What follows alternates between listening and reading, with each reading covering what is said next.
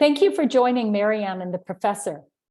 Today, I am joined by Dr. Steve Pelech, founder and chief scientific officer of Connexus, professor at UBC Department of Medicine, founder of the Canadian COVID Care, or one of the founders of Canadian Care Alliance, COVID Care Alliance. So Dr. Steve Pelech, thank you so much for taking the time to chat with me today. Well, it's always a pleasure talking with you, Marianne. So I'm going to launch right in, and I'm going to ask you, what is the most compelling data that concerns you today? Well, the data that I found the most interesting, and I am getting data on all these different aspects of the COVID-19 pandemic situation, from legal through to the scientific. But I think the data that's come out of the United Kingdom, which is posted on the public health website there, it's tracking all-cause mortality since actually April of 2001. They have probably the cleanest data that I've seen. In this data set, what they look at is the deaths, the total number of deaths, which they've also kind of looked at the component that's actually COVID-19 deaths. Now, it's not clear whether this is with COVID or from COVID, but at least we have a number there. But what they've done with this is they've correlated those deaths with the vaccine status of the population. And they've been very careful to, for example, one of the biggest concerns we've had is that when we look at people who are unvaccinated, I prefer to say non-vaccinated, that are unvaccinated, if you were vaccinated and you got COVID in the first 2 weeks or 3 weeks, you were considered an unvaccinated case. And so in this data set, they've been very careful to avoid mixing the data from people who've been recently vaccinated, but not considered fully vaccinated yet. So they'll wait till about 2 weeks after the vaccination to then count them in that group from the unvaccinated.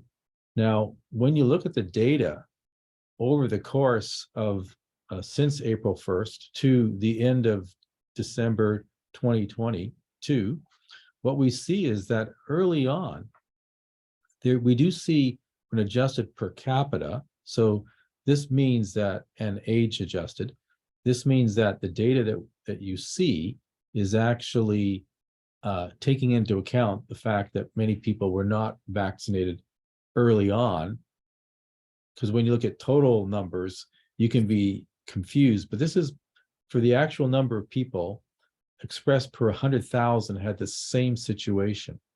So when we see that, we actually see that with COVID-19 deaths, there is a reduction prior to Omicron in the number of the chances of dying from COVID if you were unvaccinated. So there is a higher risk. However, it's not that much different from someone who's had a first dose of the vaccine. And what really is intriguing is that once Omicron came along at the end of really December of 2021, what we see is that there's actually no difference between people who are vaccinated once or twice with someone who's actually been double vaccinated.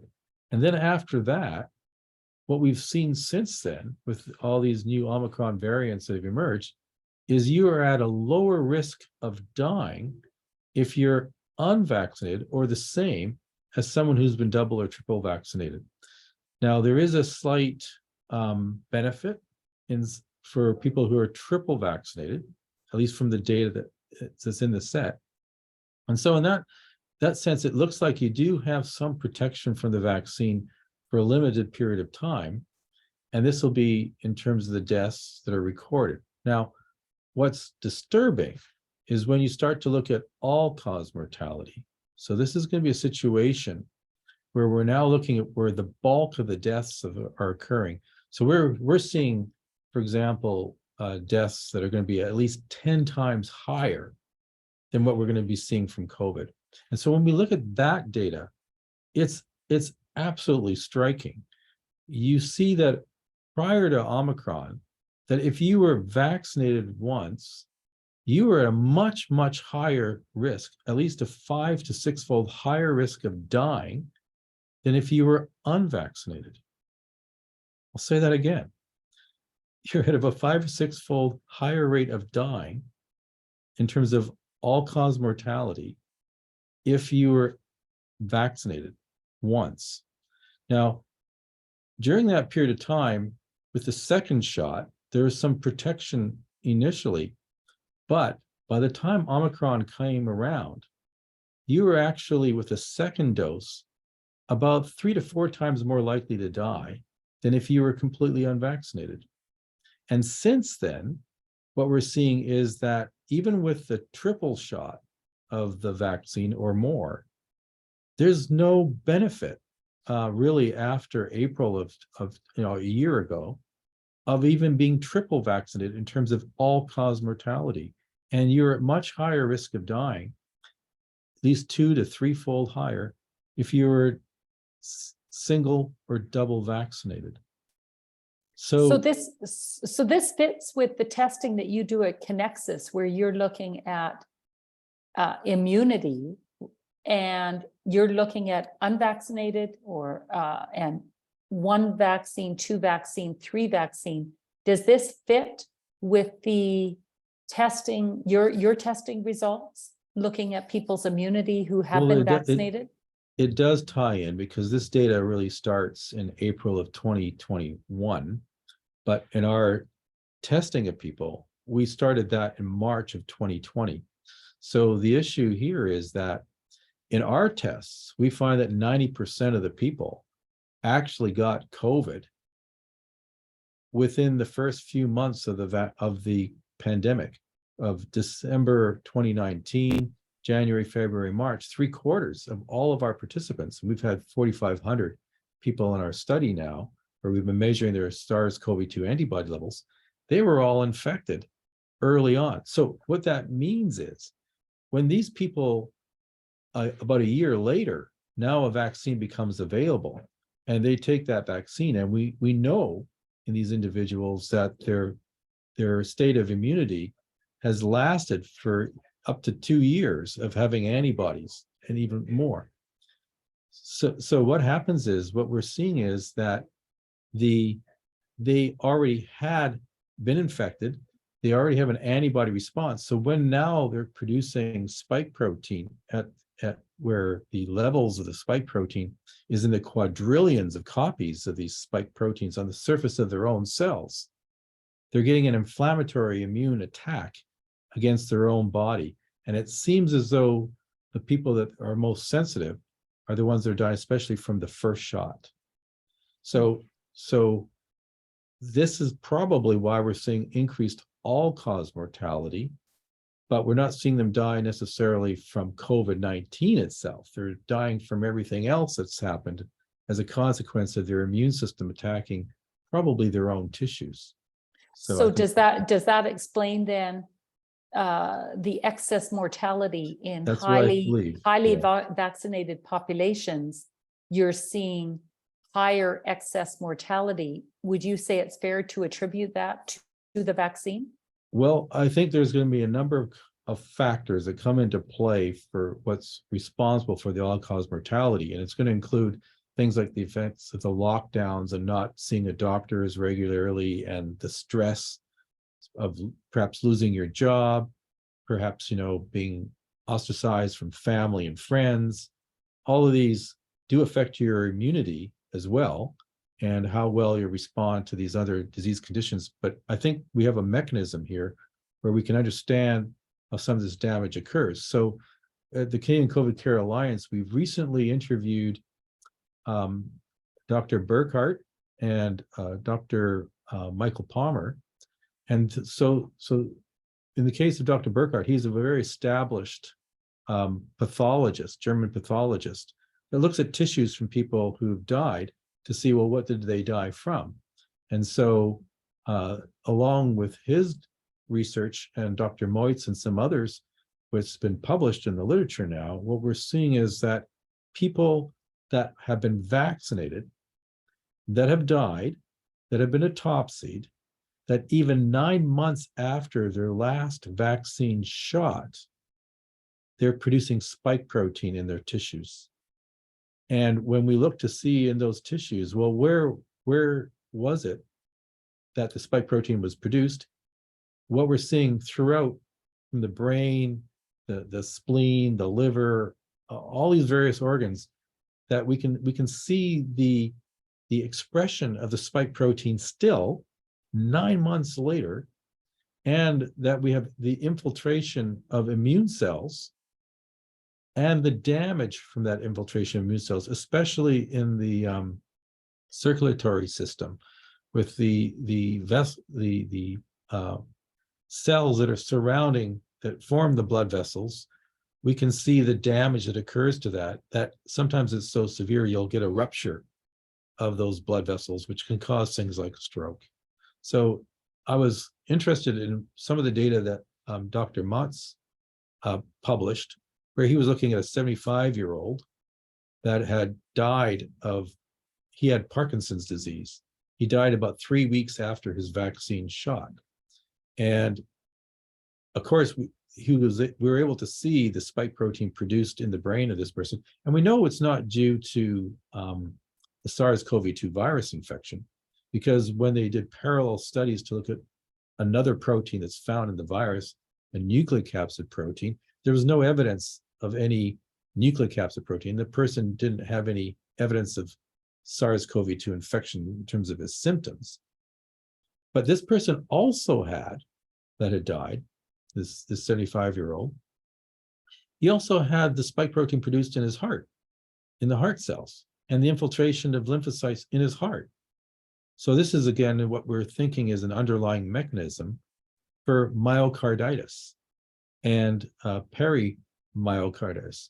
So this is really where you have an inflammatory attack against your own heart, either the outer muscle or the inner muscles. And what's interesting is the BC Center for Disease Control in Vancouver had done a survey that they published a few months ago, where they looked at the rate of myocarditis.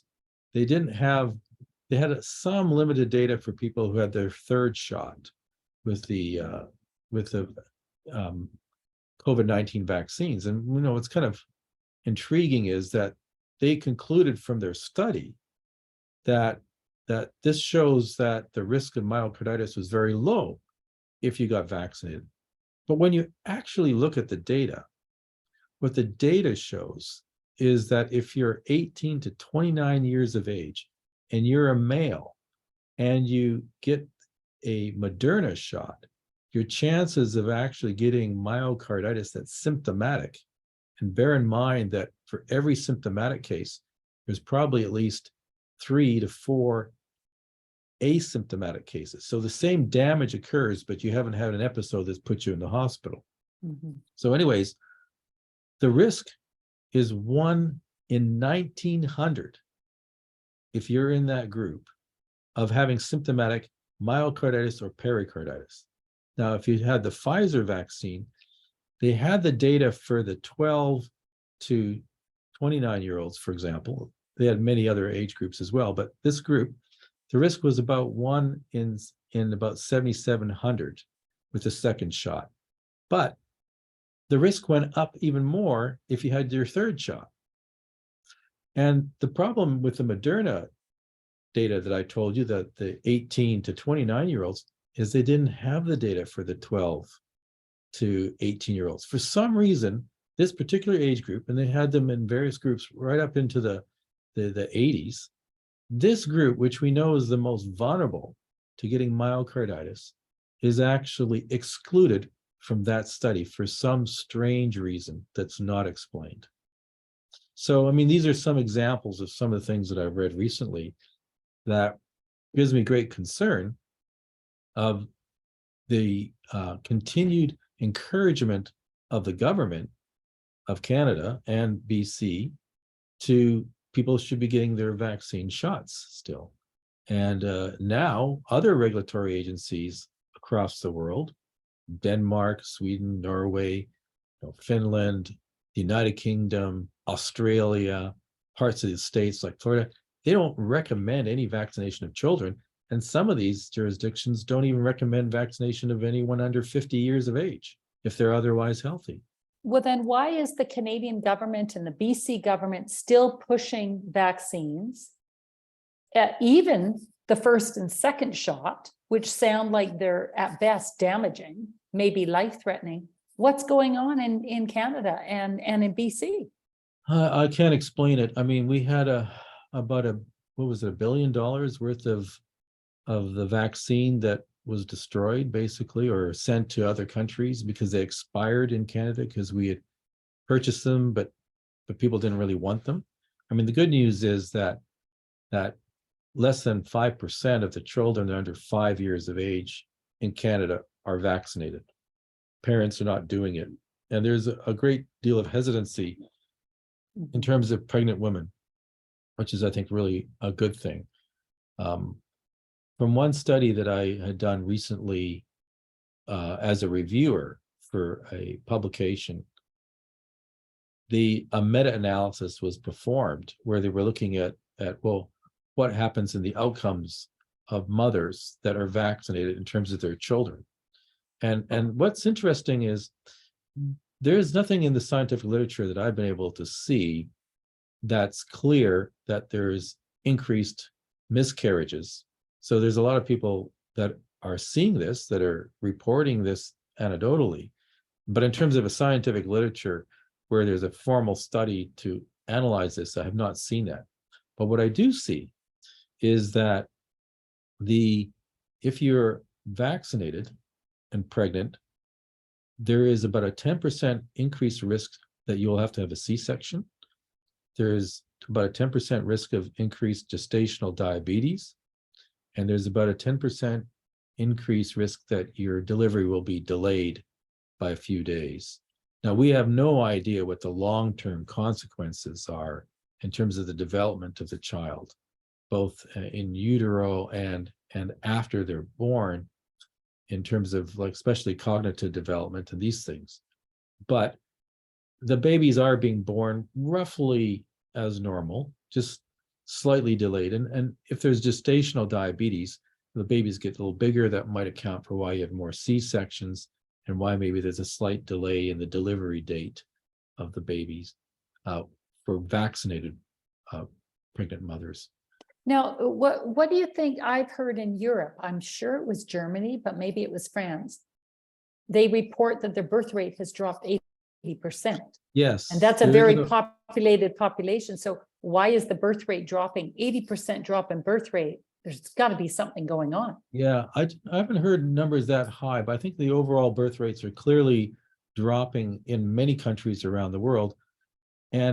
But the problem is it's hard to equate that necessarily to the vaccines specifically, because when you have all these other events occurring, like if people are unclear, well, what's the future? Is this the right time to have a child?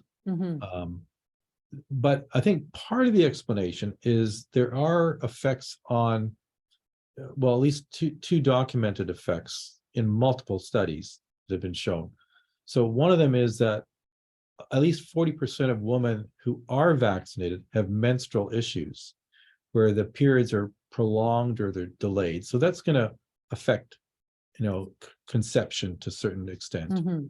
Secondly, we do know that male fertility, in terms of the number of sperm that are in the semen, is actually declined by about 15%, 10 to 15%, depending on the study. Now that rebounds after about 3 to 6 months. So that might affect, part of the fertility rates. In this case, it would be recoverable. But is there long-term consequences of the vaccines? Well, since we know the ovaries are one of the key organs for controlling the menstrual cycle, the hypothalamus and the pituitary and the ovaries produce hormones that regulate this process, then we know that the ovaries probably are affected. Now, when they did the biodistribution studies with the lipid nanoparticles that was done originally in the data that was submitted for actual approvals in Japan and Europe and Canada, United States, that distribution studies showed that the ovaries was one of the main targets of concentration of the lipid nanoparticles, and therefore likely the production of the spike protein. And I've talked to pathologists and others about this, that if you do have the production of the spike protein at that location, and you have an inflammatory attack by the immune system, would the oocytes that are present in the ovaries be at jeopardy? And they conclude that they would be. And so a baby girl, when she's born, actually has all the oocytes that she's going to have in her life. And then when you run out of oocytes, with each period you lose some, but most of the oocytes will just naturally die off until such a time, after about 400 periods, you no longer have any oocytes. Then if you're causing damage to the ovaries early on, you'll have less oocytes, which means that you will go into menopause sooner. So we don't know. I must emphasize, we do not know whether this is a problem or not, but one could anticipate it being a problem in view of an inflammatory attack against the ovaries. This could be a consequence. Well, it seems to me, jumping back to excess deaths, there's a very interesting interactive map that I was able to look at and work with. And it showed in countries around the world the excess mortality. And there was a direct correlation with excess mortality, meaning more deaths than you would expect, and serious vaccination. excess, and vaccination status. Yes. Now, that doesn't take a rocket scientist to connect the dots here. There seems to be some connection between vaccine uptake and excess deaths in those countries. It was across the world. You look at countries that have very low vaccine levels, vaccine uptake, very low excess deaths, or non-existent. Heavily vaccinated populations are seeing massive excess death increases, as Edward Dowd is kind of pointing out. Yeah. So do you not think that the vaccine, I mean, every country locked down. So, that is not really worth factoring in here, because that was international. But Well, what for does example, differ country by country is the vaccine. yeah, I mean, Sweden would be the best case to look at, where they didn't have the lockdowns and they didn't have excess mortality. Over the course of the pandemic itself, their actual excess deaths is lower. So the lockdowns themselves probably have some impact, but certainly you can't explain really the increased all-cause mortality simply by the lockdowns. We have a mechanism of action where we can understand why you would get damage from the vaccines. I mean, the idea is that you want to have protection from the virus, which could cause death. But what we know, of course, is that people under 65 are at very low risk of dying from COVID-19. It's always been like that. It's the elderly that account for over 80% of all the deaths are in people that are like 75% or older, and most of them were in nursing homes. And so some of the treatment of these people early on in the pandemic, where they were kept together, they were cut off from family and friends, which can be extremely devastating psychologically for these individuals. All this has an impact on whether or not you have a will to live, even. So that's where most of the damage occurred from COVID itself. Now, it's interesting, I've been looking at some of the original decisions for the approval of these vaccines in the first place. Most people realize that they had only about 10% of the normal testing that you would give to even a vaccine, never mind a drug. And they were approved. In Canada, we had the interim order. So what most people do not understand is that with the interim order, you don't have to prove that the product actually is efficacious. You do not have to prove that the product is safe. if there is no data available for this, then in what's considered an emergency situation, the Health Canada approves it anyways. So there really wasn't any good data that looked at things, for example, like, okay, we can see that you get COVID, but does it prevent you from getting really sick with COVID? And does it prevent you from dying from COVID? And in all the original studies, there's no evidence of a reduction in COVID deaths in the vaccinated groups compared to the unvaccinated. In fact, it's slightly higher in the vaccinated group for overall mortality. And from cardiovascular diseases, which we can understand now because of the thrombosis risks and the myocarditis risks with the vaccines. So these were approved. And what's interesting is Health Canada approved this like around December, whereas the government of Canada had negotiated to purchase these products in the summer, prior summer. So these were already with pressure from the government to approve these products that didn't require any real evidence that they were efficacious or safe. So what a regulatory agency is supposed to do is to say, well, is the benefit outweigh the risks, the safety concerns? But you can't make that comparison in this case because there was no strong data to support it either way. So basically, this is what's happened. So we have these products that most people assume were actually highly vetted, and the regulatory agencies are protecting us from these vaccines. And if they say it's okay, it must be okay. That's not the way it works at all. There's no requirement for Health Canada under interim approval, interim order, to actually show that they're safe or efficacious, and no requirement for the manufacturer necessarily to have that data provided. As it turns out, the data that is provided is actually extremely disconcerting. And as at the Canadian COVID Care Alliance, as we've done more work to investigate the manufacturing process and the quality control and other aspects of the production of these vaccines and distribution, we see all kinds of problems in the information that was actually provided by the manufacturers. So it's a brand new technology.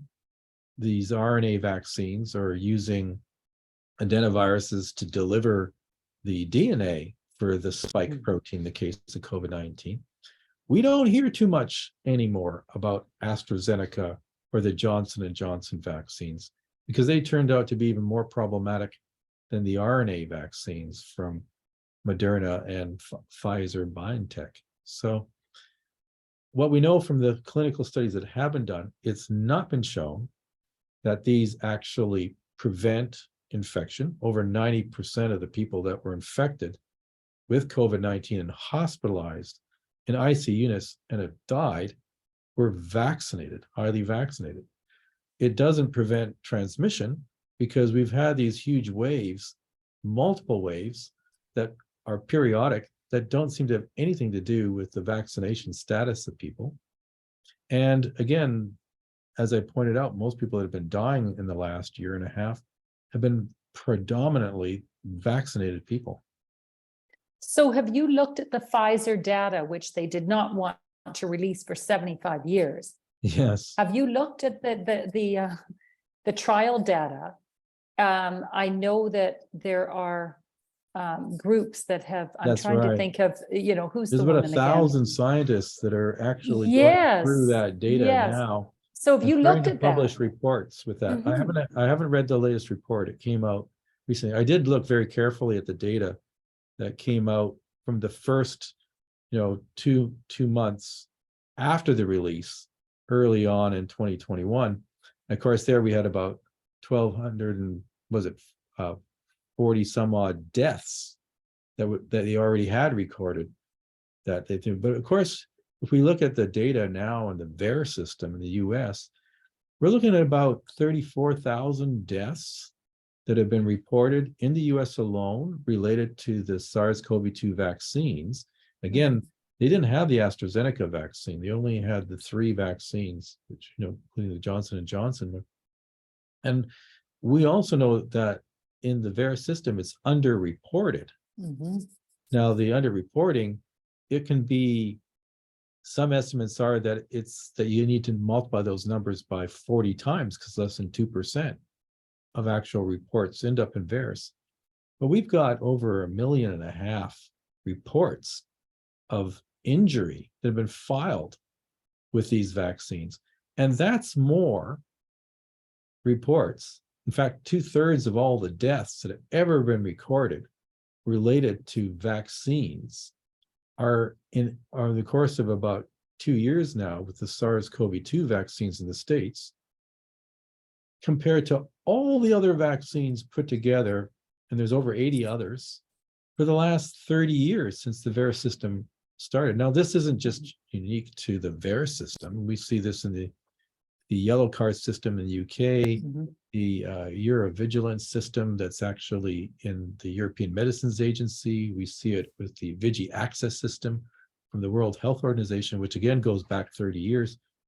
The vast majority, it's incredible. It's just an order of magnitude of reports of injury, of hospitalizations and deaths with these vaccines.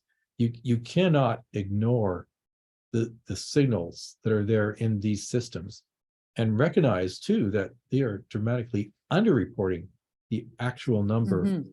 of deaths and injuries. Well, look at Edward Dowd's data. Now, Edward Dowd was with BlackRock.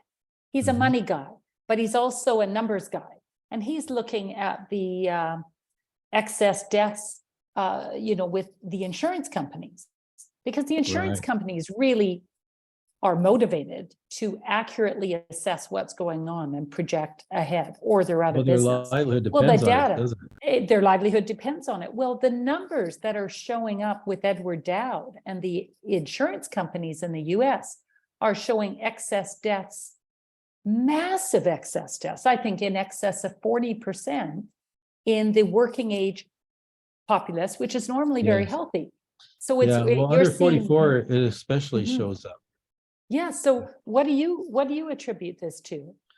Well, I think it's the vaccines. I think what happens is when you're injected with these vaccines, like the Moderna vaccine, for example, each injection has in the order of about tens of trillions of lipid nanoparticles.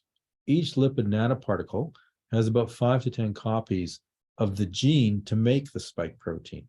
So when these get into your cells of your own body, your body becomes a manufacturing facility. There's no control in terms of how much an individual cell will be taking up, or depending on the metabolic state of that person and their cells, how much spike proteins can be produced from those RNA.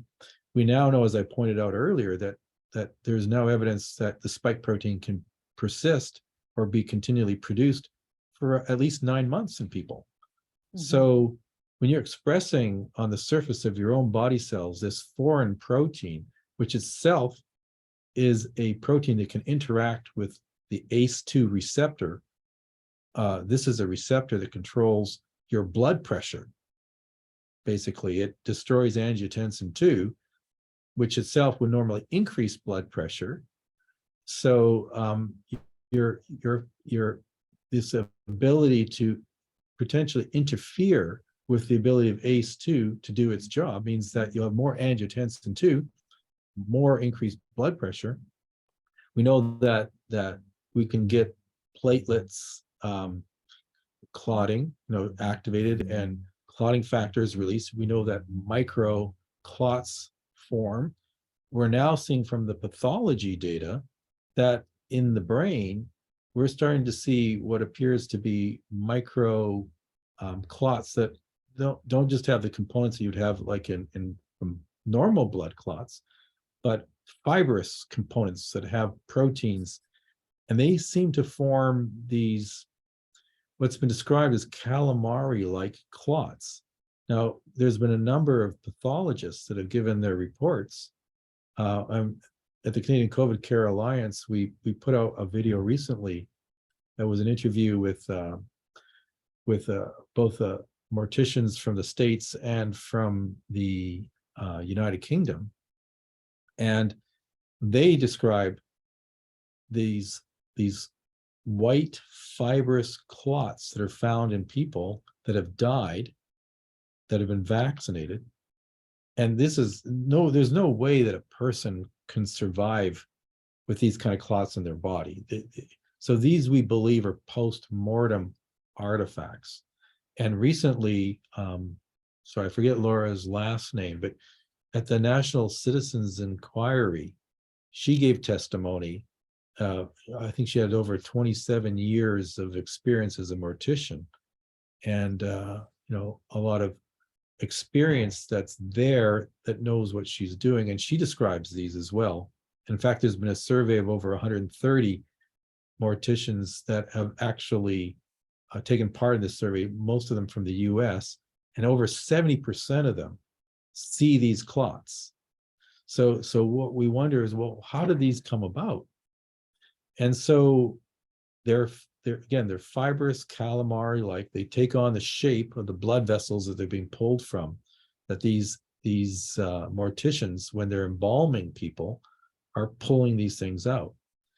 Now, the theory that we have is that you have these microclots with these fibrils, and what happens is when a person dies, their body temperature goes down, and what's happening is the body temperature is down and there's no circulation. So these are now stationary. So anyone who's grown crystals can recognize that this could be a good way to make crystals. And this is basically a way, kind of like Jello. If you leave Jello, you put it cool, you don't disturb it, then it polymerizes. It forms your Jello. We think these clots are probably forming the same way. And then what's happening is, because of the way morticians, when they're putting a cannula into the neck, they're pumping the embalming fluid through, and the normal serum is coming out of the person. They're actually going in a direction, going from very narrow vessels to wider vessels. So we think what's happening is these clots are in the narrow vessels, and then they're able to flow through, and they may still get stuck as they accumulate in the region where they're going to be pulling them out. So sometimes they have to actually go in and remove the clot in order to get the flow of the blood, and then the embalming solution through. But we think this is probably what's going on.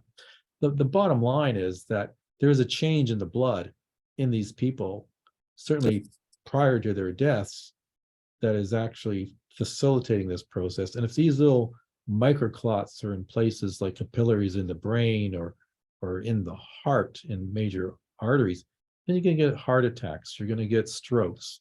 And when you look at that all-cause mortality, well, about 42%, or 46% roughly of those are going to be due to actually cardiovascular disease. And then the other half, almost an equivalent amount, is due to cancer, depending on the country. In Canada, we have slightly more cancer than heart disease. In the United States, we have slightly more heart disease than cancer. But these account for over 90% of all of the deaths that occur. So if you're affecting these processes, it's not surprising that you have an increased all-cause mortality.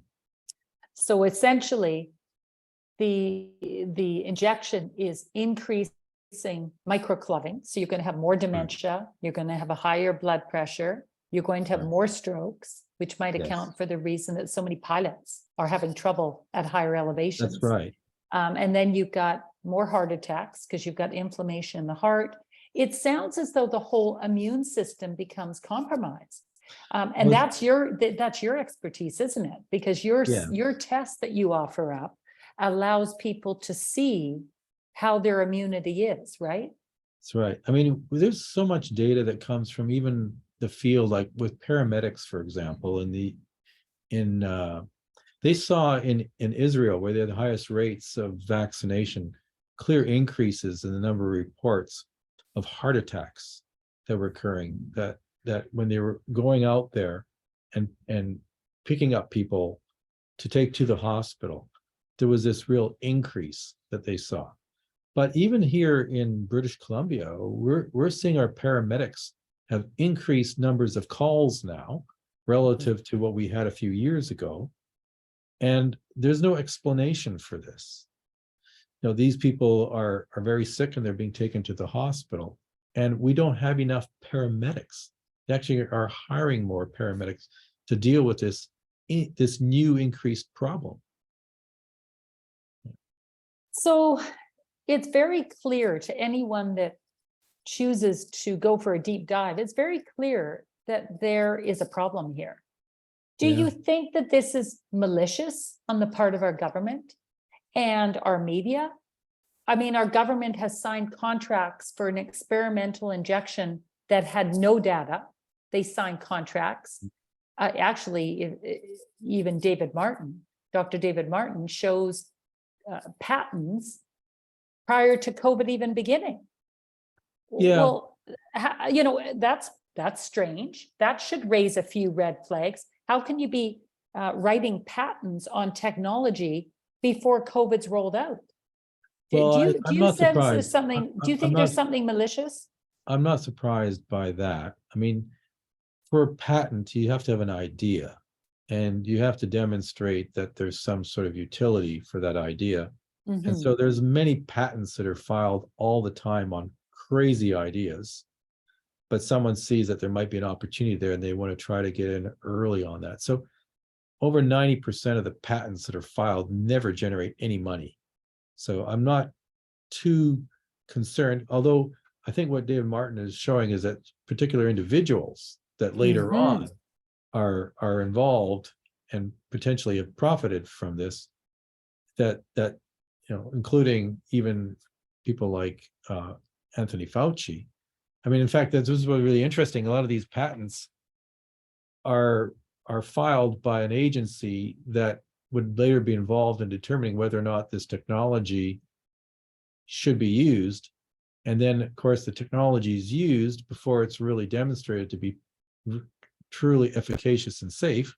And so the agency is actually a benefactor. It's a conflict of interest, is what it is. And this is one of the reasons why, even now, when we have drugs that are being approved by regulatory agencies, like in Canada or in the United States, the bulk of the funding that goes to that agency in order to be able to carry out that process is paid for by the manufacturer. So then the question really arises, this is a conflict of interest, because it means that you're there to protect the safety of the public, but who's really feeding you is the companies that want you to approve their products. And so while I think the people that work at these health agencies are actually quite competent and mean to do their job well, and I think that they do, you still have the problem that at the upper echelons of those agencies, which are really politically controlled, that the narrative is going to be that, as an example, would be the COVID-19 vaccines and the actual interim order approval. Regulatory agency didn't have to show that it was safe or efficacious, right? And Now, so, does this not seem malicious? I mean, is our government acting on our behalf? If we know this, what do you interpret this as? I think there's a combination of a lot of things that are going on here. I don't believe it's malicious. Personally, I don't think that this is some plan to reduce our population in the world. There's so much better ways of doing that sort of thing. This is very inefficient. I mean, on the one hand, we recognize how we need more people in Canada. So we've increased our immigration, and we're steadily going to be allowing more people to immigrate, including a lot of people that have come here illegally through our borders, right? So, and the government seems to be encouraging that. So I don't think the government is trying to reduce our population. I do think that they want to be seen as effective. And I think the Canadian government is more fixated on the international scene than it perhaps is on what's of the benefit to us locally in terms of the nation. And I think they have a lot invested in these vaccines. And it's kind of like sunk costs, and there's face involved. So I think on the one side, there's this ignorance. And then on the other side, there's a certain amount of arrogance. And I think that combination has resulted in the situation that we have right now. And it's kind of a wake-up call, because I think these problems with COVID-19 and how it's been handled is not necessarily new. I think these are problems that were existing and getting worse as time went on. And I think it's come to a head where we can now see better what's actually going on. And for the mainstream media is still kind of becoming more like a mouthpiece for the government. It's also been controlled by the government. There's a certain amount of big pharma control of government, and there is of the media itself.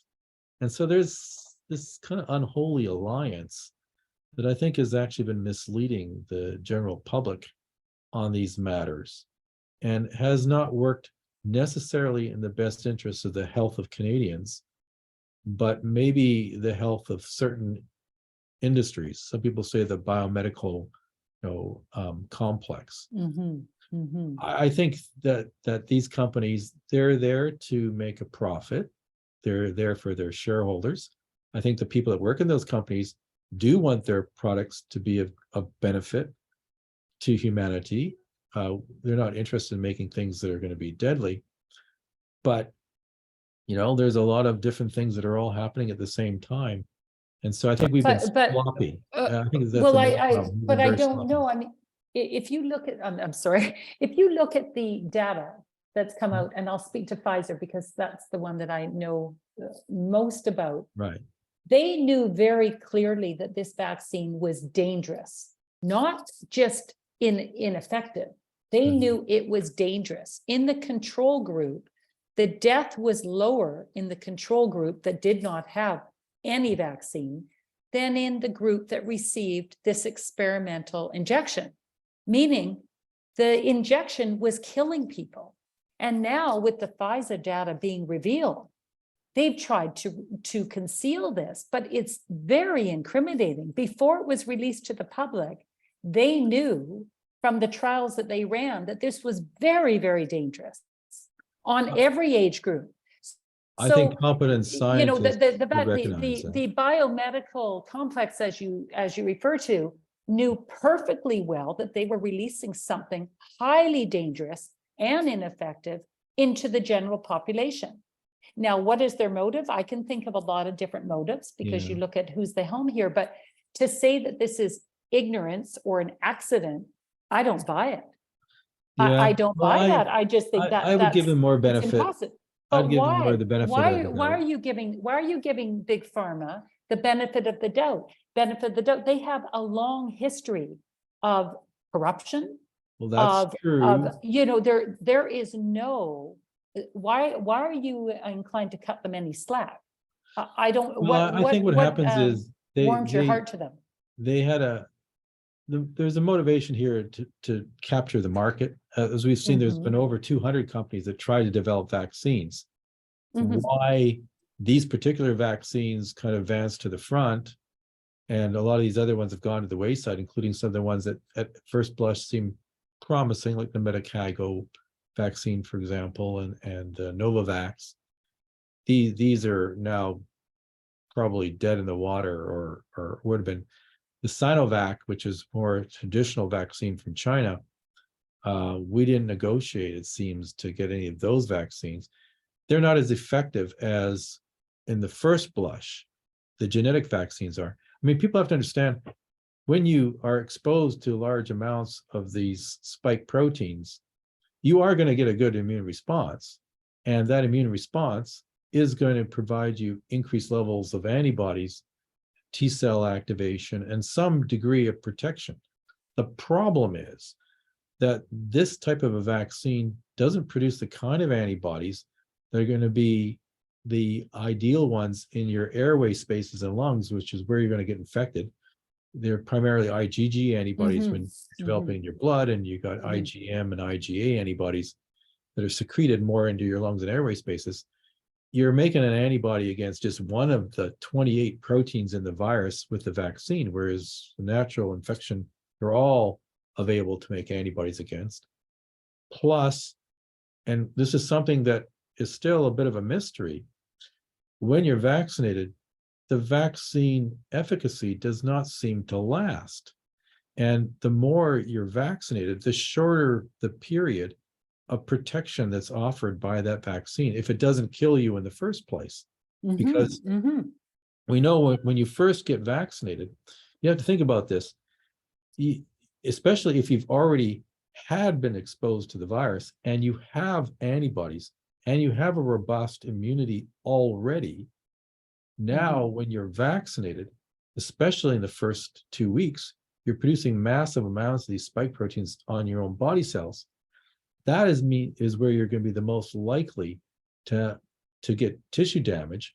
But at the same time, it's also going to increase your chances of getting infected again, because that immune system that you had that was providing you with protection is now distracted in dealing with quadrillions of these spike proteins throughout your body, rather than the little bit of virus that comes in through your airway passages, which can propagate at those centers, cause some symptoms, but also be transmitted much more easier. Okay. So that might explain why the vaccinated are perpetually sick. I hear employers say all of their vaccinated employees are taking record number of sick days, and their unvaccinated employees are in fine health. There has been no change, despite lockdowns, despite inability to see the doctor. So no one can say that sick days have been affected by the lockdowns. The number of sick days have increased only with vaccinated employees. And many heads of companies have come forward and reported this. So there's obviously something going on with the vaccinated. There's no question the vaccine is damaging, but maybe you're giving the benefit of the doubt to. Well, I think what happened is an industry that I think is a very sinister. It's a when you have the clinical industry. Studies, and this is normal, right? I mean, the company wants to have a product, and whether it's a drug or a vaccine, approved. Right? They don't invest all this money into making something that turns out to be actually a liability. So, but there is a tendency when you have these clinical trials to design them so the endpoints are going to give you the result that you want and minimize the chances that you're going to see some problem come out of this. So the trials are designed in such a way to do the minimum requirements of what might be a health regulatory agency will want to see. Of course, for these vaccines, it didn't even need to meet those requirements. But the companies that are going to do this will do the minimum amount of what's necessary to get the product approved. And that's exactly what happened here. Well, but it was also very shoddy how it was done. Very shoddy. And why did Pfizer want to conceal their data for 75 years? If you were truly I had heard that the main reason for that wasn't so much the company as it was the regulatory agency, the FDA, that was putting up that kind of resistance. But there are confidentiality agreements that are in place. Why? But why, if you're vaccinating, you're trying to vaccinate the whole world. So we're talking, you're trying to get 4, 5, 6 billion vaccines into the arms of people. Why would you not be transparent with your test data? To me, that's an obligation. Well, I think it's too embarrassing, actually. But the thing is, if it's embarrassing, what type of company is this? This sounds like a very malicious, evil company that will not be straight up on how horrific their data results were, that the vaccinated or the injected group, test group, was dying at horrific numbers. I mean, we're talking big numbers. Well, I- I'm not I sure it was just- that big. I mean, it was in the 6 months trial. At the end of it, about 20 people that died. This is out of about 21,000 people in each separate group, the unvaccinated and the vaccinated. Although 2 months into the trial, Mhm. it became unblinded. So everybody knew who was being Well, getting okay, the I'm placebo. blinded. Okay, what does And, that and, mean? and I'm blinded. 89% of those people went into the vaccinated group. So the whole thing was mucked up in the Well, first. but I say this is but- not ignorance. This is malicious, because you can't tell me that they don't know how to conduct a proper experiment. This is basic Well, but structure see or again, design. this know? was the regulatory agencies that allowed this to Well, happen. yes right? and no, They but should not have approved the the vaccine on the basis of the clinical study. I mean, most people don't even realize that most of the people that were tested were Mhm. actually tested in South America. And in those places, they actually get a lot more ivermectin that's actually available. So they may not even have the rates of COVID-19 that we would see in North America, where we don't have ivermectin. Mhm. So where that's was one the problem. where was the also, the ivermectin? doctors decided who was Yeah. going to get tested, right? Mhm, They mhm. knew who was actually vaccinated, who was not vaccinated. And so most of the people that actually had symptoms of COVID Mhm. were not actually tested in the study. Only a subset were. And then in the subsets, and they pick the subsets, they can get a number where they can see a 95%, at least initially, Mhm. reduction in the number of Mhm. cases of COVID-19 that are confirmed. Mhm. Okay. Mhm. So don't get me wrong. The whole thing was done very shoddily. It should never have been accepted based on that data from any Mhm. regulatory agency that knows what they're doing. But at the same time, there's political pressure. There is this fear that this virus is killing people in massive amounts, where when you actually look at the all-cause mortality data for 2020, which is the period that we had the Wuhan strain and the more subsequent deadly variants as Mhm. well, not Mhm. as deadly as the Wuhan strain, but still fairly deadly. During that period of time in Canada and United States, Mhm. there's no increase in all-cause mortality. Mhm. So those Mhm. people that died most likely would have died from influenza or some other virus or situation. But instead of dying from that, they died with the COVID-19. In fact, what they actually died from wasn't really so much as it is with influenza, from influenza or COVID-19, but from pneumonia. Mhm. That's actually what kills the people. And that's what happened. Yeah, And that's right. we And- actually did not prescribe, antibiotics for these people that were in intensive care units that were at high risk of dying from COVID. And why? so And why we were might have doctors? actually saved some of those people Well, just had we think given all them the, antibiotics. well, think of all the people that would have been saved if we could have prescribed ivermectin and hydroxychloroquine. Well, it seems that there's a number of studies that really do support it. There are some claims of studies where they do not, but I think on the balance, more studies indicate that ivermectin works. Hydroxychloroquine, there was one very bad study that was done that turned out later to be withdrawn that discredited hydroxychloroquine, and that was too political because Donald Trump was really advocating it. But another one was fluvoxamine that underwent a clinical study, and that was shown, in fact, to stand up. Yeah. And it has been used, for example, in BC in some cases. Well, the meta-analysis on hydroxychloroquine and ivermectin, and that's the study of all studies, show that the use of ivermectin reduces mortality from COVID by 70%. Now, Yeah, that's meta-analysis. That isn't one study. That's This one is of them. thousands of studies. There has That's been thousands. There has been Yeah. other meta-analyses that say that it doesn't Mhm. work. But the But problem is when you actually look at these meta-analyses, they Mhm, have filters of criteria. mhm, And so they'll start with, hundreds of studies, and then they'll narrow it down to maybe about 20 that they decide to use. So mhm, there's a, mhm. there's a, there could be cherry picking on both sides, But you know what, but Steve, certainly, to be clear, yeah, why are doctors not allowed to give in Canada their patients that want ivermectin and feel that will help them? Why has ivermectin or hydroxychloroquine become like contraband? If I want yeah. ivermectin and my doctor wants to give me ivermectin, my doctor gets fired and loses his rights from the College of Physicians. What kind of Canada is this? Yeah, well, see, actually, what's interesting here is it's not Health Canada exactly, because Health Canada does allow a drug or a vaccine, well, certainly a drug, if it's approved for one purpose.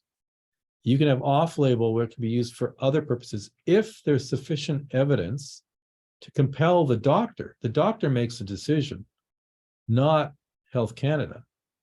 Health Canada will give decisions on recommendations where they have documented information, ideally in a clinical trial that's controlled, and then they'll say, yes, in this study we believe that it actually works and we recommend it for that purpose. But that's the likelihood that you're going to have a off-patent cheap drug that's going to now be going through a clinical trial, unless it's paid for by the government, which it hasn't decided to do. Then what ends up happening is it'll never be tested in that way to meet the criteria of what Health Canada would want to see before But they recommend it. all Health Canada has to do is look at billions of people in India in certain areas that they were permitting ivermectin. Their death rate dropped to 0.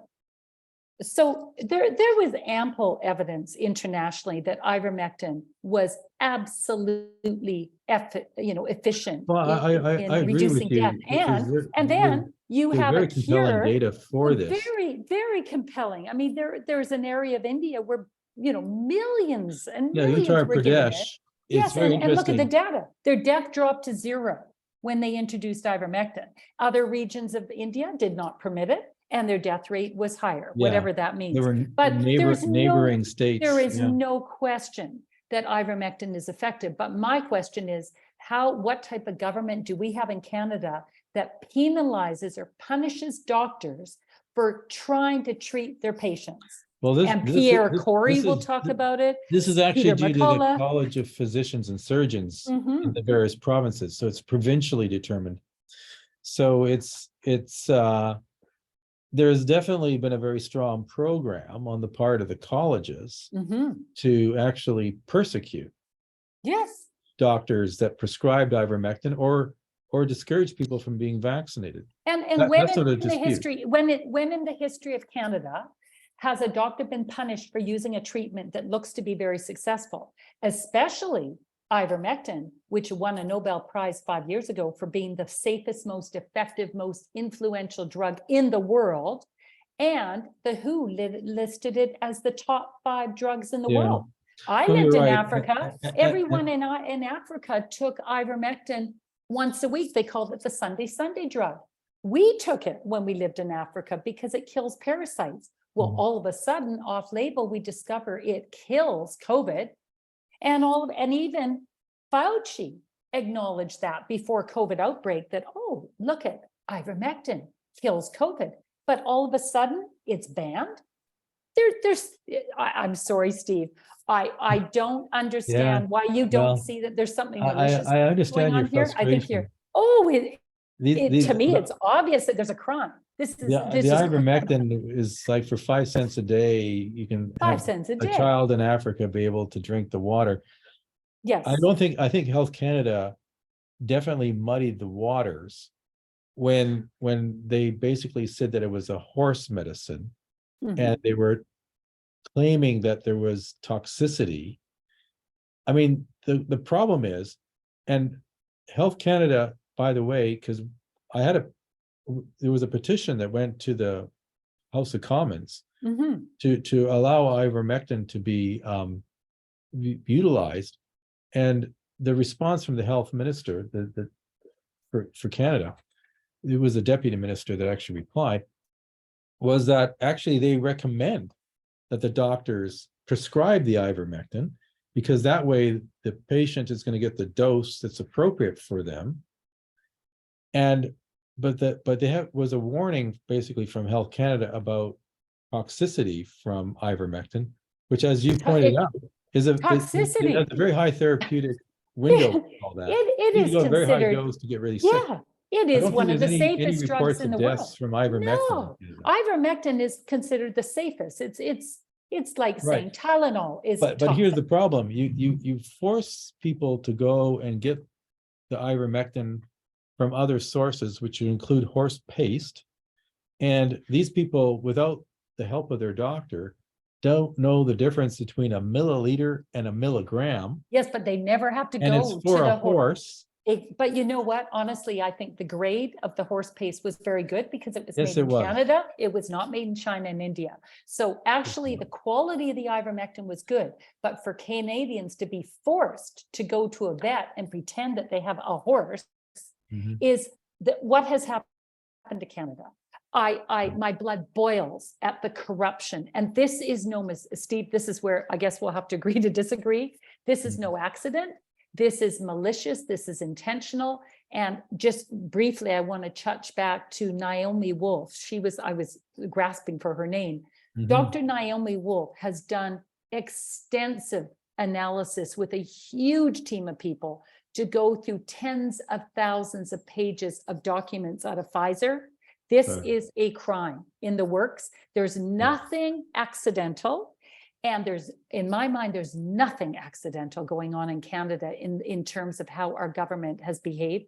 And Moderna has never had a history of producing anything successful. No, this is their first product. This is their first, well, isn't that a coincidence? And actually, their next Moderna- product, the latest product, the follow-up was a failure, actually. It was, Moderna is an absolute shell company for a corrupt agency. It is despicable. And there has never been a vaccine for a cold. We all know that. They've been looking for a vaccine for years for a cold. And all of a sudden, the government bans effective treatment and rolls out as an emergency, emergency approval for a vaccine. And you can't have emergency approval for a vaccine if there's a cure. So isn't it just handy that the governments around the world buried any effective treatment? Mhm. So there is maybe I need to send you more information, Steve, to show the criminality of what's going on here. This is no accident. This is no accident. But Well, I I'm find it hard to believe that there's some sort of coordinated event on the part of a few people that control the strings here. Do you know I do- what? I'll send you some information Yeah. on the World Economic Forum. I'll send you some information on the WHO and who is at the helm, Tedros, who is a well-known criminal in Ethiopia. I can't believe he's not in prison. Yeah, I'll send well, you that's another story. information on the Trilateral Commission. There's so much evidence that the parties in power here are like, have you read The Real Anthony Fauci? There's a good Yeah. start. These people are criminals, well-known criminals, and it's very, very coordinated. And you look at Dr. Droustin, who wrote the PCR, he got approval in 24 hours and he faked his degree at university. How did someone get approval for a PCR test in 24 hours? How? It's not even Well, effective. they justify it by the emergency, obviously. But how 24 hours? Dr. Droustin, who has no qualifications, manages to get an approval for a test that's going to be used for 8 billion people. And it turns out to be a complete sham. Yeah, no, they were a month behind with that research. This is like you're reading a novel of the greatest crime in the history of humanity. Oh yeah, no, But I there's will death, send you. there's deception, there's The deception. incompetence. It's got all the ingredients of a great murder mystery. It is happening in real time. But you know what? We'll switch gears, and I am going to forward you some information. But let's switch gears. And one of the debates that I'm sure you have a lot to say on, because there's so much division now in our camp on do viruses exist? Huh. The origin of SARS-CoV-2, is it genetically modified? Did it even exist? Can you give me your opinion on what's going on here? Because there is huge debate going on and it's heartbreaking because Yeah. it's dividing us. Give me your read on it. Well, I think people who are arguing that viruses don't exist in general, and Mhm. in particular SARS-CoV-2 as a virus does not exist. They just they need to go and back to university or even high school and look at how we came about our knowledge about the existence of viruses. And these have been known for over 100 years. Viruses have been isolated, they've been photographed with electron micrographs. And by the way, we have microscopes today that allow us to look at these viruses and actually look at individual atoms that are in the protein, in the amino acids that are in the proteins that are on these viruses. We have that depth of resolution that exists today. So there's no question that these don't exist. But take a look at SARS-CoV-2.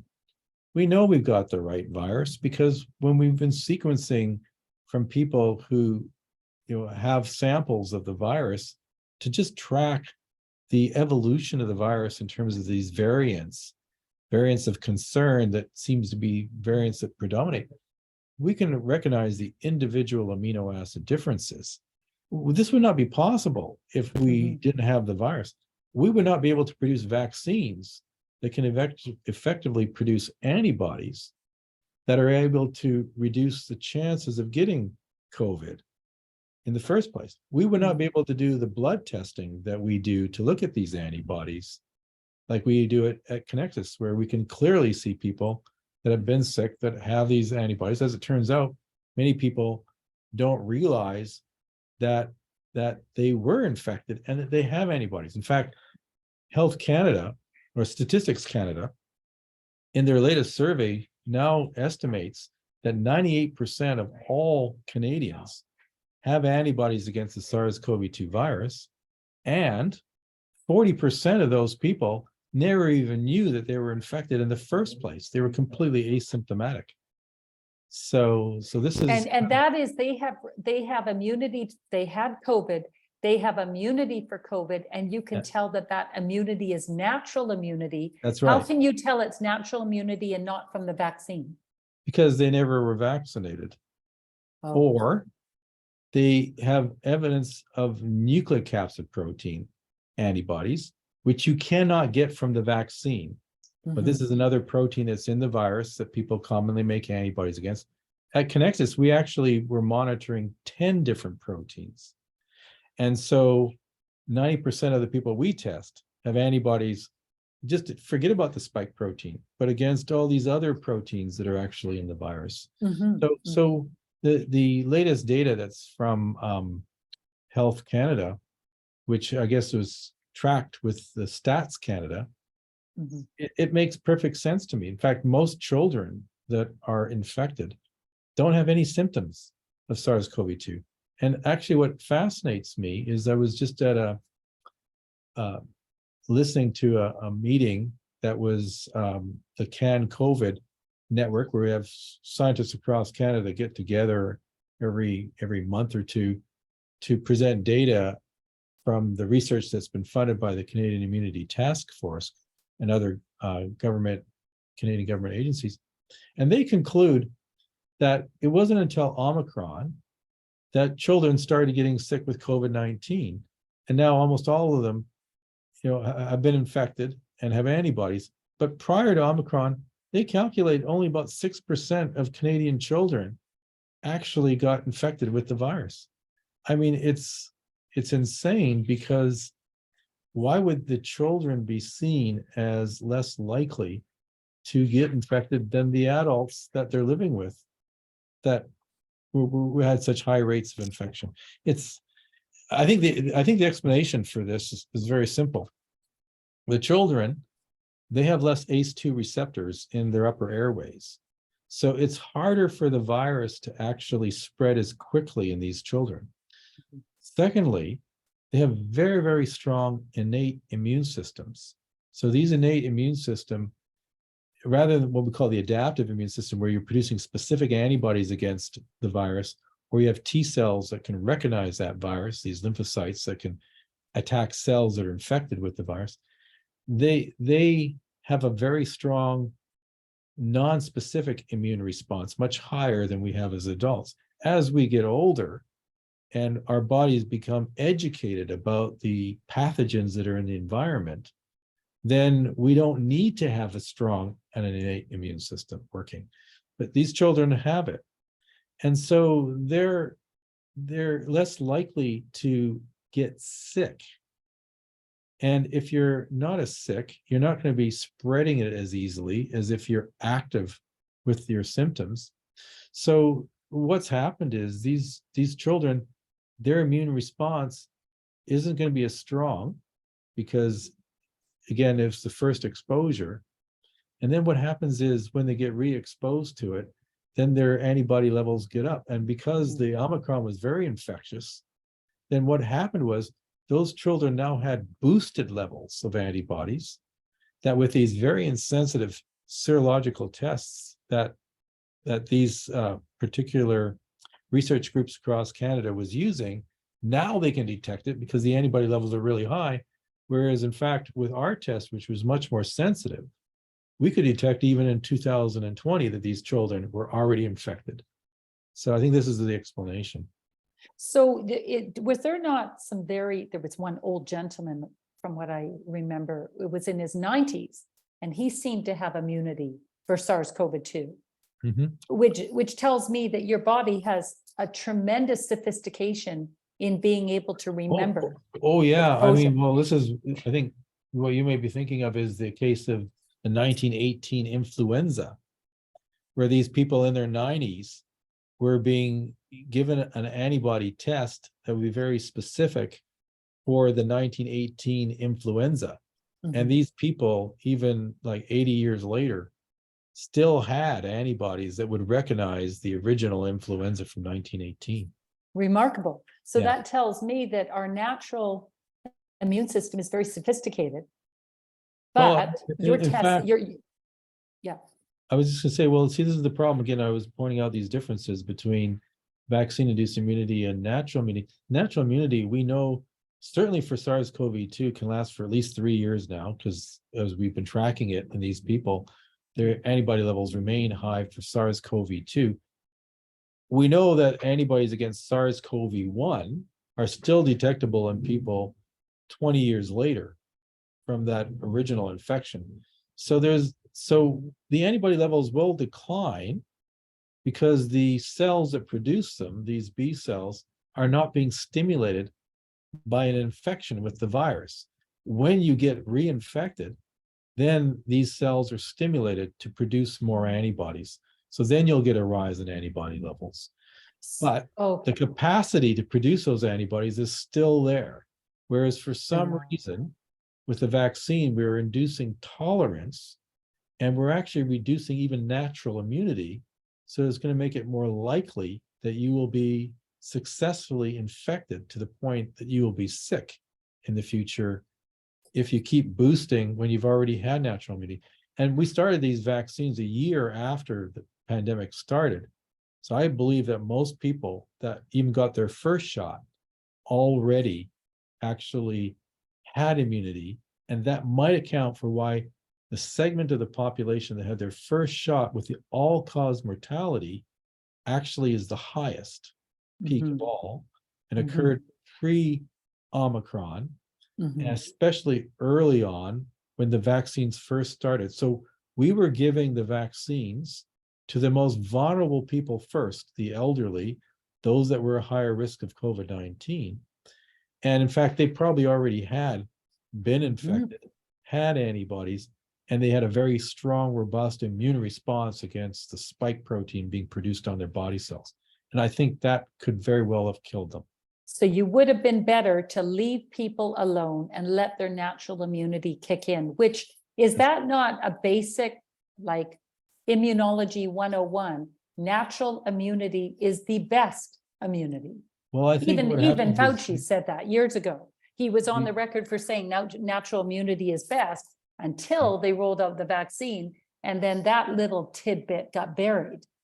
yeah, well, even Bonnie Henry, our public health officer in BC, was questioning about whether natural immunity works. She certainly thought that the vaccine worked, but she wasn't so sure about natural immunity.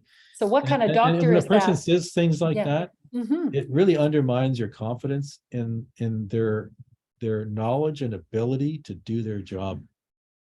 Well, that's right. And that leads me to the question of why in BC are unvaccinated nurses not able to go back to work? Yeah, It makes no well, sense. Well, the thing- okay, so here we come back to this crime again. I'm sorry, it keeps coming back to this. What in the world possesses people? What's the logic? What's the rationale here? I don't understand it. What do you think is going on? I can't understand it. It's illogical to me. I mean, Illogical or criminal? here in BC, for example, they're requiring all health professionals, whether you're a chiropractor, psychologist, massage therapist, doctor, nurse, you must all be vaccinated. And Yeah, you have to be up to date with your shots. Now, these groups would be among the first to actually get infected with the virus in the first place. yes. And the problem that I see is now we're requiring our students that are going into those professions at the University of British Columbia to be vaccinated. And they're at really no great benefit No, of the vaccine. no, The threat median, of the virus is so low, but yeah. they're at high risk, to me, an acceptable risk for a vaccine. If we were looking at 1 in 2,000 of the males that are, again, between 12 and 29 getting myocarditis, Yeah. which we don't know for SARS-CoV-2, but we do know for the vaccine. Well, we don't know. First of all, make it really clear, the risks of COVID-19 induced myocarditis is extremely low, at least tenfold lower than from the vaccine. But with these vaccines, to subject basically children or young adults to these risks unnecessarily. And I should point out, I gave you the data for males. Females, it's about a 7 to 8-fold lower rate of myocarditis. But if you then factor in the asymptomatic myocarditis, I would be surprised if it's actually that much different in females. That My there may be more suspicion. Mhm. asymptomatic, because let's face it, human physiology is pretty much the same when we're talking about mechanisms of producing proteins that are foreign on your own body cells and eliciting an immune response. I don't see why it should be any difference between males and females. I think the reason why you're seeing higher rates of symptomatic myocarditis is because the males are extremely active. Exactly. And they're putting themselves in a situation where they're likely to push their body limits and actually precipitate an actual attack of the immune That's right. system. Right. And About 3/4 of those people, by the way, that are collapsing on these fields as athletes die. yes. And have you ever heard of an unvaccinated athlete die? There's been thousands. Have you ever heard of an unvaccinated athlete dying on the pitch in the last year? I haven't heard of one. So there's something going on here, but the media is not talking about it. Our government is not talking about it. The mantra is still go get your vaccine, and you cannot work if you're not vaccinated. And doctors, you better be pushing the vaccine or you lose your license. Look at Dr. Patrick Phillips. Yeah. Here he is trying to report vaccine injury on all his patients coming in with vaccine injury. What do? They pull his license. Yeah, I mean, he's actually being chastised for reporting. You're not injury. allowed to. So the criminality is at such a high level. We are living in truly a corrupted country, but it's international. This is not unique to Canada. And I think that we forget the fact that the average or the median age of death of COVID was 82. That is higher than the average life expectancy. What in the world are we worried about? Yeah, no, I think in Like- BC, it was about 84 was the Yes. average death age for someone with COVID, and Yeah. 82 was the average age across the whole population. So why do we have a problem? And then you're Yeah. going to inject young people with an experimental, I'm not even going to call it a vaccine because it's not a vaccine. You inject them with something experimental in the prime of their life. And a 12-year-old, an 18-year-old, a 25-year-old has much more value in society than a 90-year-old in terms of years of life. You know, you can't equate. So here you are injecting an innocent person with something that is purely experimental, has a terrible risk profile, and our government is still pushing it. There is a crime going on here, Dr. Pelech. Well, can't, it's so obviously, it's it's so blatant. it's certainly colossal. grotesque. It's a colossal It's colossal. mistake. It's Now- not a mistake. This is where I disagree. This is not a mistake.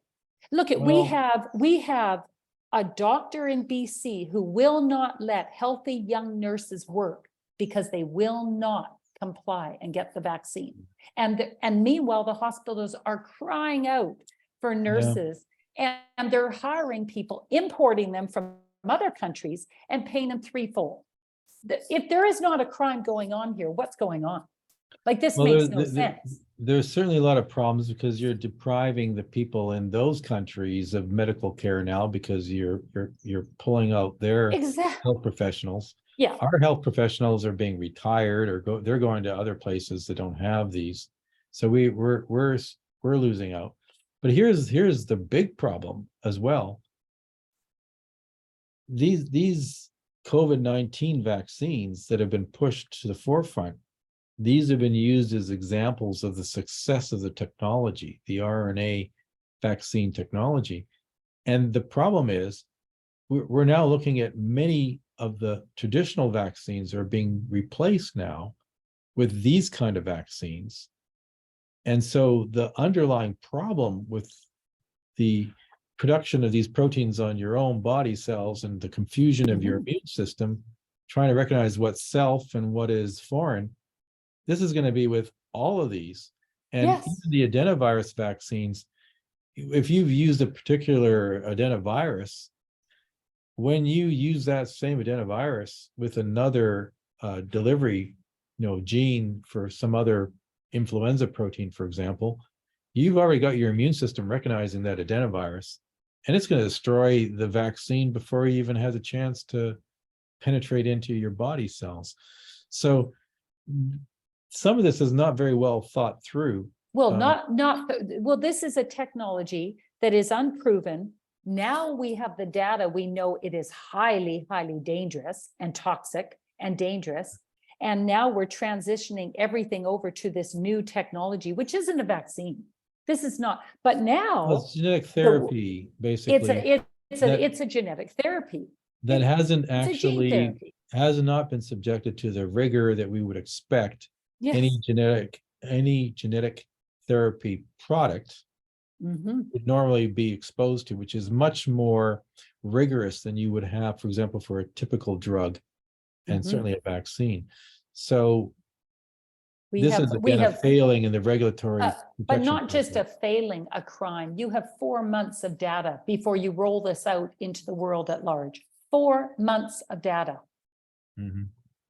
Yeah. When in the world, and there was no crisis, there was no excess mortality with COVID. If there was a true pandemic, I lived in Africa during Ebola. People were dying. That was serious business.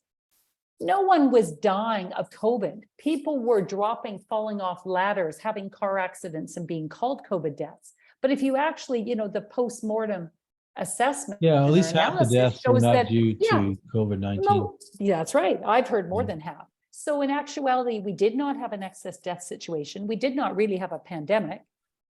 And we roll out an experimental gene therapy on everyone and say, if you don't get it, the consequences are you cannot fly, you cannot go to restaurants, you cannot Yeah. work. You might even have your bank account frozen. Well, You I know, should answer so- your original question, which, certainly the virus exists. We can Okay, sequence yes. it, we can find it.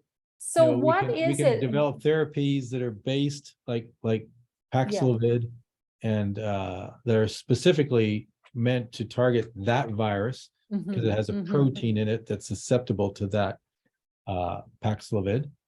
So the virus exists. The question is, well, where did it come from? The version that we have now. And this I think early on there was a very much concern that it could have been leaked or released from the Wuhan center, virology center. So the evidence is pretty overwhelming that they were working on bat coronaviruses at that facility, and they were doing genetic engineering at that facility.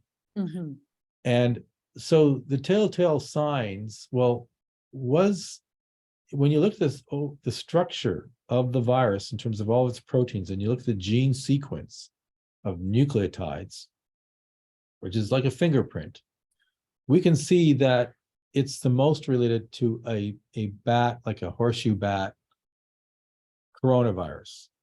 So it clearly is from a bat mostly. However, there are segments that are in that Wuhan strain, which are from SARS-CoV-1 that do not exist in the bat. In addition, there is a cleavage site that allows you to create two subunits out of what was once one long polypeptide chain of protein. And what that does is it makes it more infectious. And that furin cleavage site does not exist in any bat or any other coronaviruses. In addition, people have pointed to the AIDS-like virus, HIV virus segments. There's 4 segments in there. However, that's a red herring because those 4 segments are found in other bat coronaviruses too. So those were not genetically engineered. They were already evolved in the bat coronaviruses to begin with from somewhere. But one of the telltale signs is that we have what's called restriction endonuclease cleavage sites that allows us to do genetic engineering to switch around pieces of DNA, insert new pieces, take out pieces. And there's a higher frequency of these restriction endonuclease sites that are in the genetic sequence of the Wuhan strain that you cannot account for from a natural source that are commonly used for people that are doing genetic engineering. So there's no doubt that this was a genetically engineered virus, and it did not come, in my mind and most people's minds that are scientists that study this, from an animal source, that somehow it went from a bat to a raccoon dog, and from a raccoon dog was able to infect humans in that market. To have within a few miles of the only place where we have the documented presence, the first presence of this virus, to the only level 4 facility for handling dangerous pathogens just a few miles away, the likelihood of that is so low. So the real question to me is, how long has this virus actually been around? And so most people will say, well, it's December, maybe late November, the first reports. However, we never tracked these viruses before in this fashion. And when you have seasons, influenza is seasonal. When people are getting sick, they don't check to see whether they've been infected with influenza particularly. They just get over it. And most people that would be infected with COVID-19 will get over it. And so I suspect the virus has actually been around for at least a couple of years before we actually officially recognized the virus. And the So, evidence I have for that is that when we took blood samples from 2018 as controls for our study with our test, and in many cases we have like clean results, we get no signals of antibodies, but there's some individuals from 2018 samples that we know were even in our freezers for a year before the pandemic give very strong signals against SARS-CoV-2 well, that's fascinating. sequences. So do you think this gain of function research has been going on for years in labs in Yes. China, in Ukraine? I think Ukraine is a hotbed of this gain of function research as well. They But do are, you think? but these kind of experiments are going on worldwide, frankly. Mhm. But I think Sometimes there's they're not some using countries. as dangerous pathogens. But for example, we had that case last year. We're in Boston, University of Boston. They had a lab that purposefully took the original Wuhan strain and did genetic engineering to incorporate sequences of the receptor binding domain of the Omicron variant, which would make this virus more infectious and at the same time retain the virulence where it's more lethal with the original Wuhan strain. And it was when they utilized these in animal studies. So you can do that in an academic lab at a university. So I mean, gain of function is not maybe that difficult to do. The US tried to ban it, and I guess that's why the US moved they it did offshore. initially, and then that's why the research was driven to places like the Wuhan Institute for doing this kind of work. Yeah, And then Ukraine. they lifted that, by the way. Mhm. So Mhm. at the time that the SARS-CoV-2 pandemic was happening, you could have done that research in the US if you wanted to. So to me, this is one of the greatest threats that I see is it's kind of like the nuclear weapons industry. If you have a very active nuclear weapons programs, you have more people trained in the technology, and the increases the likelihood that a clandestine organization might be able to recruit some of these people for the right money and allow the production of nuclear weapons. And it's not so easy to have the really effective nuclear weapons, but you can have dirty bombs. And so we're doing the same thing, basically. We have a whole industry of people that are being encouraged to do this kind of genetic engineering. And it's a very powerful technology to learn a lot about how viruses work and other pathogens. Plus we learn a lot about cancer proteins and how they work, for example. So it has real benefits. But in my mind, we should never be taking a pathogen that we know can be dangerous to human health and purposefully mutating it to see how we can make it more pathogenic. Yeah, I agree. See, I could see if you have something that emerges in nature and you sequence it and you find that there's a little difference and you say, well, could that be the difference? And do that experiment. Okay, I can understand that. But I cannot understand where you take a pathogen and you purposely mutate it in your lab to try to make something more dangerous, so that if it emerges in nature and then you sequence it, you say, oh yeah, it's got that mutation that makes it more dangerous. I don't think I don't think that justifies a reason for doing that initial. No. And again, I would say Genesis. there's something malicious here. This is not just good science. There's something very dark about this. But Well, my question, I think the people that are doing that research, I do believe that they believe what they're doing is going to be helpful to future pandemics, but I think they're not thinking it through, recognizing, well, what's the likelihood of another pandemic? I mean, the last pandemic that we really had from nature was, we've had SARS-CoV-1 20 years ago. We've had MERS. They're much more deadlier, but they disappeared on their own, by the way. There was But no they, vaccines. There was no medications for them. This one was genetically engineered. yes. So the greatest risk to me isn't that it's going to come from nature. It's going to be coming from genetic engineering.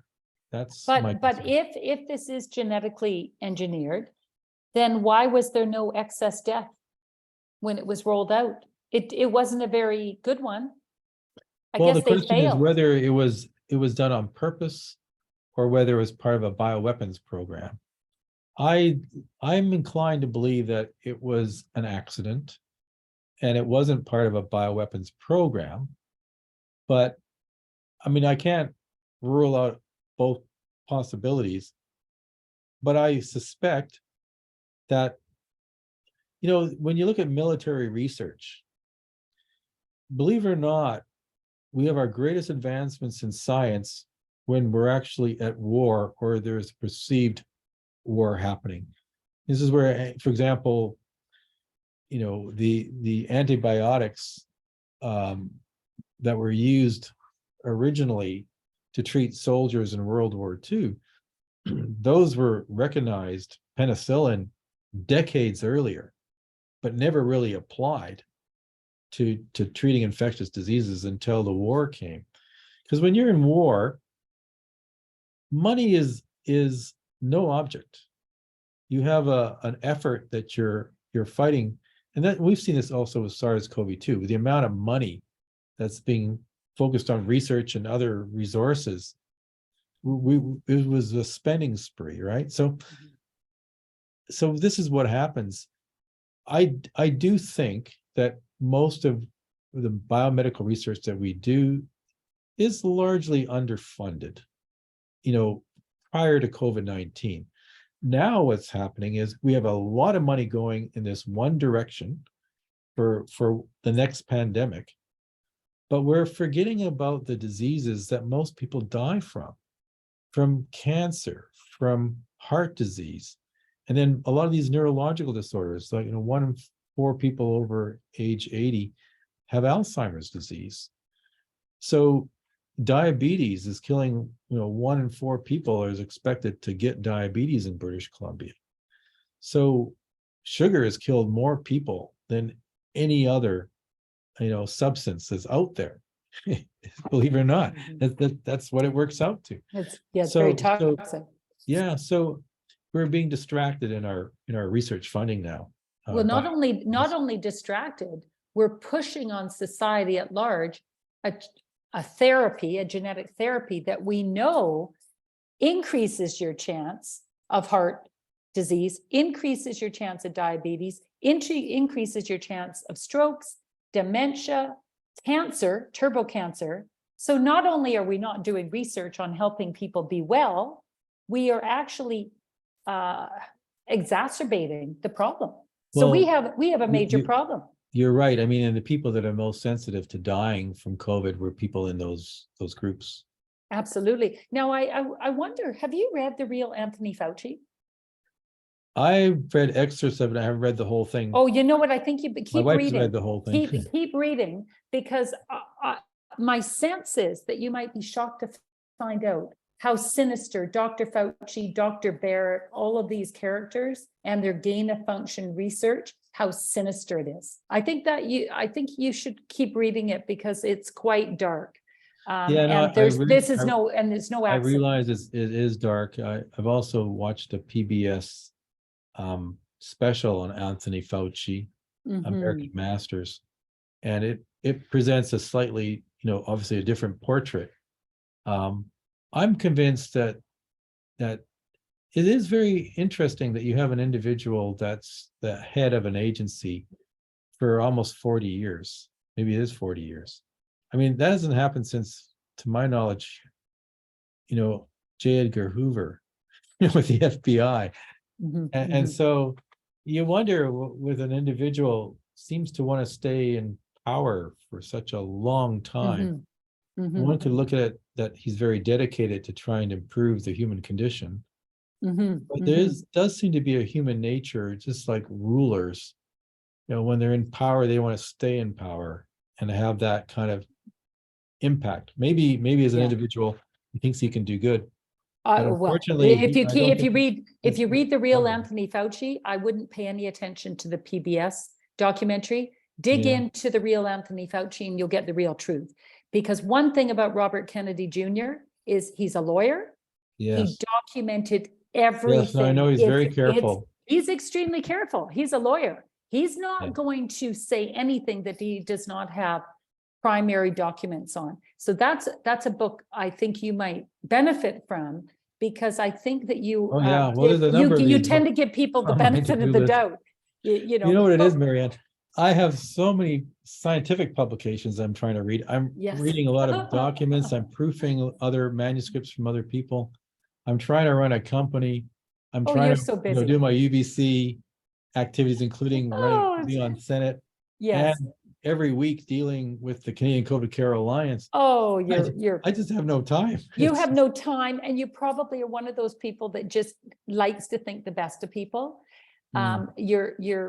I think I'm a little bit more of a realist than you. Well, I give people the benefit of the doubt. Yes, but I think most people intrinsically are actually very caring, social. They want to do good. To me, that is the nature of how we've evolved. Humans are very, very social, very successful because of that sociality, to have that empathy. I think that's what allows us to be very successful as a species. And we've taken a lot of these other animals that are out there that happen to be very social too, because they can be domesticated. So we domesticate ourselves first, and then we domesticate other animals. And within our sphere, those animals are doing quite well relative to how they would be doing in the wild. In terms of their life expectancy, they don't have the freedom, but they are in fact living relatively good lives. This is what now it seems as though a few people on the planet want to do for the bulk of the population. They want to herd us, control us, and we may in fact have slightly better lives, but not if we challenge what we're being told to do. Oh, and okay, I agree with your first part. They want to hurt us, they want to control us, but there is no good motivation behind this. I believe that the powers that be are extremely, extremely dark characters that are probably sociopaths or psychopaths. There's no other way to explain this. Normal people like you and I, who care about humanity and love our brother, we would never behave like this. So I think we have psychopaths at the helm here. There's been profiles done of corporations, and corporations have the profile of a psychopath. Yeah, so, but they're headed by they're headed, but those heads can be removed if they don't follow the prescription of the directions that the organization as a whole decides. So I think there is a tendency for those people that either get selected because of their characteristics, or they have to make sure that they maintain those characteristics. I think that they have very strong sociopathic tendencies. I don't know if you heard, but today the head of JP Morgan, Jamie Dimon, came out and said, I think we should be confiscating private property so that we can put solar farms and windmill farms. Confiscate private property. Okay, this is the CEO of JP Morgan. Okay, what kind of nut bar? If he had a little bit this of is a solution. Scientific background and it was there's no, you realize he's a that banker. that's not a good idea. No, this is the lunacy of what we're dealing with right now. So I think there is a concerted effort. I have spent thousands of hours looking into the World Economic Forum and all of these groups, the United Nations, Sustainable Development Goals, Agenda 2030. There is an agenda in the works, whether or not you see it. There is most definitely there's an agenda in the works. COVID is part of it, but the vaccine is a big part of it. Yeah, Because these guys, one common trait is they are all, one thing they all have in common is they all think the planet would be better with 500 million people. Well, how do you Well, get from 8 billion to 500 million? that's probably true. Yeah. Oh, see, I don't agree with that. I Well, don't think if you look at wildlife, it hasn't Mhm. flourished very well with human activity. I think the fact of the matter is our population will be declining naturally anyways. But the question is, how much harm are we doing to the planet? Mhm. I think these people may have ulterior motives. Well, they may have good motives for why they might think this way. But our populations, for example, in North America, Europe,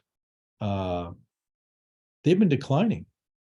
And what you see is, as you improve the standard of living of people, they don't want to have children. In fact, it's very interesting, the scenario we have right now, in that on the one hand, we have MAID in Canada, Canada is the major supplier of organs for transplant now. And of course, it's been put off for a year, but we're now talking about assisted suicide for children, basically. People that maybe are depressed, have some sort of a mental illness, which we know is treatable, both with drugs and with counseling. We have a situation where it's true that many people don't even want to necessarily be male or female, it seems. It's this transgender phenomena is amazing, because if you follow through with this, you're creating a sterile subpopulation, right? Because once you have your organs mutilated like that for your sexual organs, you can't reproduce. Right. And then you got this scenario at the same time, like I say, standard living, people don't even want to have kids anymore. It's too much trouble. It interferes with their lifestyle. They can't afford it. So you have all these factors that are coming into play. You're going to see a reduction in the world's population. Well, without any I of this. I think the vaccine has been extremely effective at affecting Well, it's gonna fertility. add to it. The studies that I have seen have shown fertility has dropped off tremendously.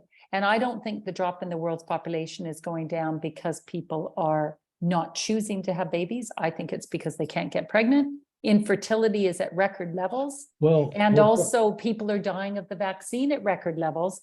Excess death tells the story.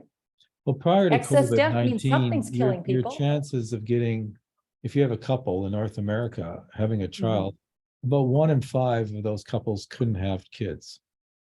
And so we have these fertility drugs that can help in some cases. But if you look at sperm counts in males, for the last, almost like 40 years now, it's been steadily declining about 1 to 0.5% per year in sperm mobility, motility, and viability. And so those factors all come into play with each other. So you have most of the infertility that we're seeing is actually not in the females, it's actually in the males. Coupled now with the COVID, and if my worst fears are realized, that these ovaries are being damaged in these women, and they're putting off having their kids till they're older and established in their careers, and they know this is the right husband that's going to stick around, then you've got a situation that they may go into menopause earlier, and they may not be able to have children when they want. Did you say then the vaccine in your mind is destroying or affecting women's ovaries and thus fertility? It'd be one of my major concerns. Yeah. And I don't have what the strong evidence for it at this point, because no one's really looking. How can you look at this so easily unless you have a woman who's having her ovaries removed, and we don't do that until they're later in life, if necessary. I don't think it's going to be so obvious until we have statistics. Actually, I have read quite a few studies that suggest that doctors that deal with infertility are saying that they are seeing record infertility in their vaccinated patients. And they're seeing record miscarriages in their vaccinated women. Yeah, well, So I'd like to see this. something is going on, but Yeah. I'll send you actually those, because I've read a lot of data, and In Dr. time- Christiane Northrup in the US has been documenting women's health in the vaccinated and the unvaccinated. She has been gathering tremendous amount of data because she's into women's wellness. Yeah. She has collected huge amount of data from women in terms of not only infertility issues, but miscarriages, inability to get pregnant, difficulties if they're intimate with vaccinated partners, they're experiencing shedding, and all sorts of adverse effects. So Dr. Christiane Northrup might be your first port of call if you want to get up to Well, speed on that, because there is data. Yeah, the data will certainly start to be quantified. I mean, it is interesting, for example, we knew early on lots of cases of anecdotal data about periods being affected by these vaccines, but it took at least a good year before there was actually any scientific publication on this. So, and to see that 40% or more of women have this problem after they're vaccinated, well, it's pardon the pun, but it's a big red flag. Well, not only that, but I'm sure you know that when people were in the test group, they were told, Yes, they were told they were not allowed to be pregnant. They were told not to have any sexual relations with someone. What does that tell you? That there's something obviously that they knew. Not only were they suspecting there was shedding going on, but they were very worried about the effects on pregnant women. In those studies that I think what was something like in the order of less than 10% of the people were actually over age 70. You couldn't have more than one comorbidity. I mean, they selectively had a group that was being tested that wasn't going to be the people that were the most likely to actually have a problem from COVID-19. Yeah. So, but then they unblinded the study, which is like rule number one. If they can't figure out that, what does that tell you about these misfits? I mean, not misfits, these are criminals. But one thing that I found very, very interesting, I had a very interesting conversation with someone who is very up on data in Russia and China. And they disclosed to me that there have been no excess deaths in Russia or China. And their suspicion is that the Sputnik vaccine out of Russia or the Sinovac vaccine out of China were like, maybe sailing. So what are your thoughts on this? If you have no excess death in those two populations, this tells me that maybe there's a geopolitical struggle going on here. Well, what do you think? I think the explanation is the Sputnik vaccine that was used in Russia and the Sinovac vaccine. These are traditional vaccines. So the way they work is they're heat treated or partly killed virus. So they have the virus proteins on them. You're injecting into the people a known amount of this protein. So it's very quantitative, very controlled. They're not that effective at inducing the same degree of immune response initially that you get with these RNA vaccines. But let me put that in perspective. If you, for example, are getting vaccinated for influenza, the strain that is around right now that's causing most influenza cases is a variant that actually the vaccine only is about 29% effective. So we are giving people vaccines. In the case of influenza, it's a cocktail of a few different variants that they're trying to cover that are the most likely from what we see, for example, in China, where they tend to often originate from. And the next season, you've got a vaccine that's available for that. But we're talking about 29% efficacy vaccines. So when you get something like the 70% with the Sinovac or the Sputnik, these do not produce a robust an immune response. But you're not producing the foreign protein on the surface of your own body cells with these vaccines. So you're much less likely to have vaccine injury. So that might account for why they're seeing less overall deaths. And as we pointed out, prior to the vaccines, all-cause mortality in North America and Europe was actually about the same. Those people that died would have died from something else, some other infection, for example. So this is probably why the data shows not an increase in all-cause mortality in those countries. So what does that tell you about Russia and China that actually used a vaccine that is not killing people? What does that tell you? Well, I think the Chinese probably early on didn't have access to the RNA technology as easily. Okay, just a minute. You're kidding me. No, The Wuhan lab is in China. they had the have- virus. But they have access to anything. Do you not wonder why the Chinese did not use the messenger RNA injectable experimental Because they didn't on have their own population? They'd have to use the lipid nanoparticles, and the patents for those are held by the University of British Columbia. Yes, that is correct. But Right. And so if but they look wanted at to how many go- the Chinese run UBC. If they had a market, if they had, you know what I if they wanted to mean? have a world market for their vaccine, they have to make sure they're not Mhm. infringing on patents. They can do it within their own country, but they wouldn't work. Yeah. And I think that that's not a direction that they were doing research before. They're certainly very adept at molecular biology but some people have to understand, and things are getting better in China. But up to a few years ago, the number of universities that were world class to what we even have in Canada was maybe 6 or 7. Right? I mean, they got a 1.4 billion population. They've got over 300 cities that have over 1 million people in those cities. But when you're talking about advanced research, they had to import a lot of those research scientists to help bring their university levels up from abroad, from North America in particular.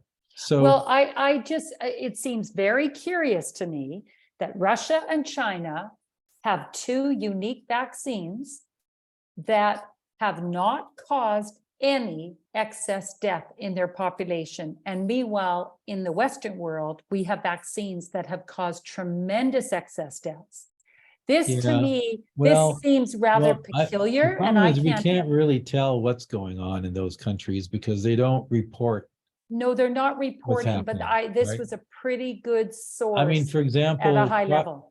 Prior to the vaccines in China, when you look at the total number of deaths per capita, it was 100-fold lower than in the United States. That's just not possible. Just as it's not possible that the same virus in Canada has a 7-fold less killing rate per capita than in the United States. There's other factors that are at play here. Yeah, there are, but you know what? I can't help but wonder if China, because they were faking the infection fatality rate, they were making out that this SARS-CoV-2 people were dropping dead, which we all now know they just filmed actors. I can't help but wonder if China and Russia were complicit in, presenting that COVID was dangerous when it wasn't, which is in fact true, because we now know that COVID SARS-2 did not kill any more people than the normal flu. In fact, the normal flu disappeared. What a coincidence that the normal flu I influenza. suspect it's more with controlling their own population. Yeah. I mean, let's face it, we did it here in Canada and the United States. We have our media presenting a particular message that the government wants out there, and it's to instill fear, and you get the population to do what you think is in the best interests of the population. These kind of like white lies, right? You can go ahead and lie if you think at the end of the day it's going to do more good than harm. It's okay to lie. And I think that's what they did certainly in China. And they tried to be seen as effective. I think they really did lock down whole apartment buildings and kept people on the street. No, they did lock down, but my hunch there is that their financial system was collapsing, and it's a good idea to keep people locked up in their homes when their financial system's collapsing. Well, if I there's don't not think jobs in the factories, Yeah, that's one way to do it. yeah, but I think there's more going on here. I think there's a big geopolitical struggle going on, but I found that bit of data fascinating because, it's hard to verify, but apparently the data shows no excess mortality. That tells me they used a much better vaccine. They used a real vaccine. We used gene therapy, Well, which begs the whole question. again, when you look at the There's- number of deaths Mhm, and all-cause mortality that's actually due, and I did this for BC. I mhm. mean, there are the component that's actually the COVID deaths, even a year ago, was the 10th major cause of death. It was Mhm. way lower. Mhm. It has almost no real impact on total deaths each year. When you look at even the peak, when you have COVID itself, it gets a lot of press, but in Mhm. terms of what people are really dying from, it's just a It's percent. Yeah, it's For very example, in British inconsequential. Columbia, you have about 100, I guess the latest number is somewhere around 110 or so deaths per day in BC from all causes. When you look at the number of deaths that are there that have been linked with COVID, and not necessarily from COVID, but with COVID, you're looking at about maybe 3 deaths at the peak, Mhm. right? And now you're probably looking less than 1.5, 1 death per day. So I guess back to the whole question of gain of function. If this is a genetically modified virus, it sure wasn't very effective because it did No. not cause excess deaths. Well, And miraculously, the flu disappeared. So, when I hear people say, what is COVID?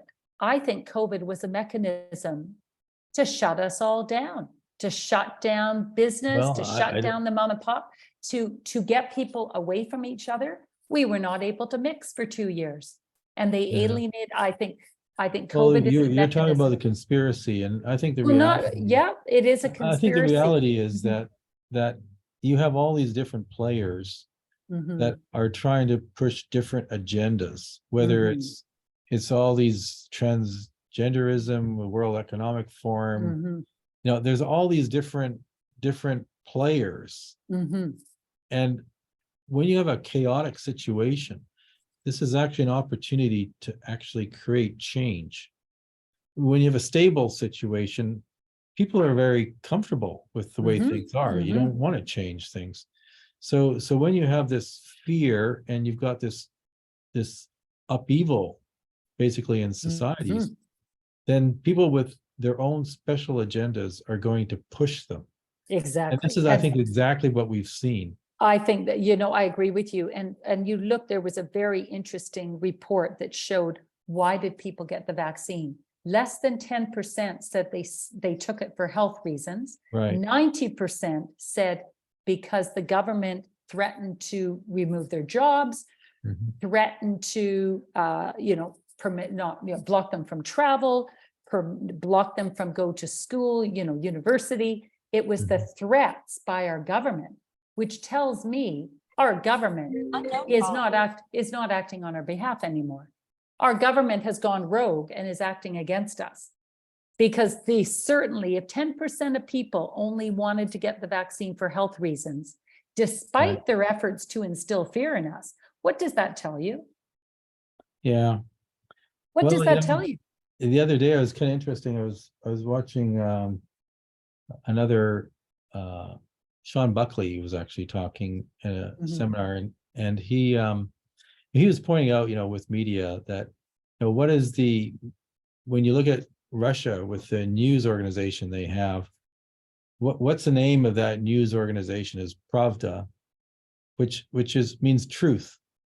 And we have the same thing with CBC now, right? I mean, coming in this morning with CBC, I was listening to what they had to say about, well, what were the topics? What were they covering? And it was very clear that it's just like a media outlet to get the message. There's something there about global warming gases. There was something there about, I guess, the indigenous issues. It was like, but the things that were considered news, you wonder, well, is this really relevant to us? That, for example, there was, I believe, a head of state in one of the countries in the world that was sent to the hospital. I'm wondering, well, why is that making national news in Canada?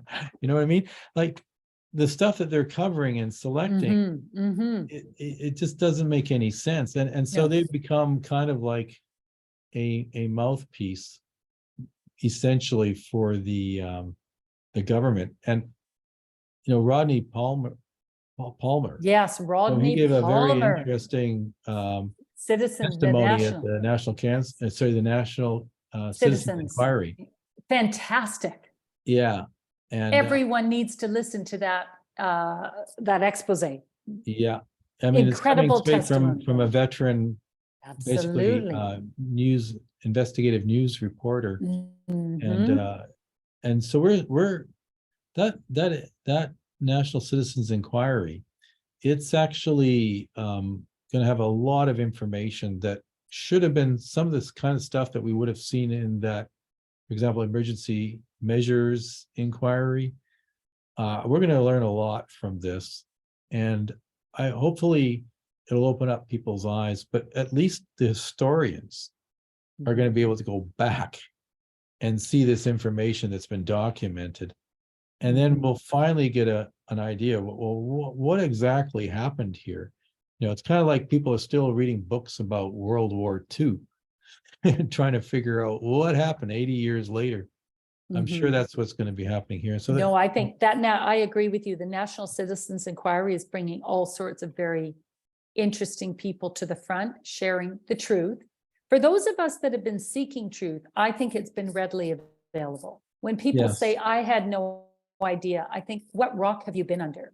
If you can't figure out that mainstream media is a propaganda arm of the government, and we're 3 years in here and you haven't figured that out, you're living in a very peculiar bubble. And it's time to wake up.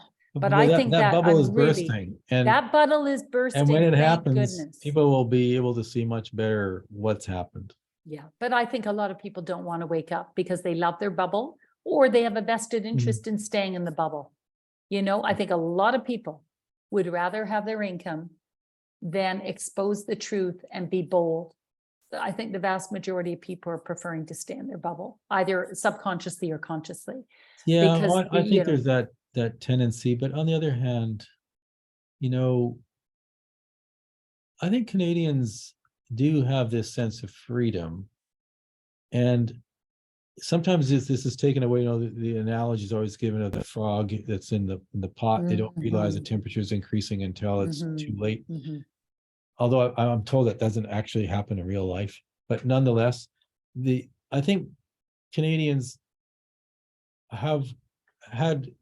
we have a culture that's come from many generations, and a lot of new immigrants that are come to escape this kind of activity that the governments that they had to endure that were repressive, totalitarian type governments.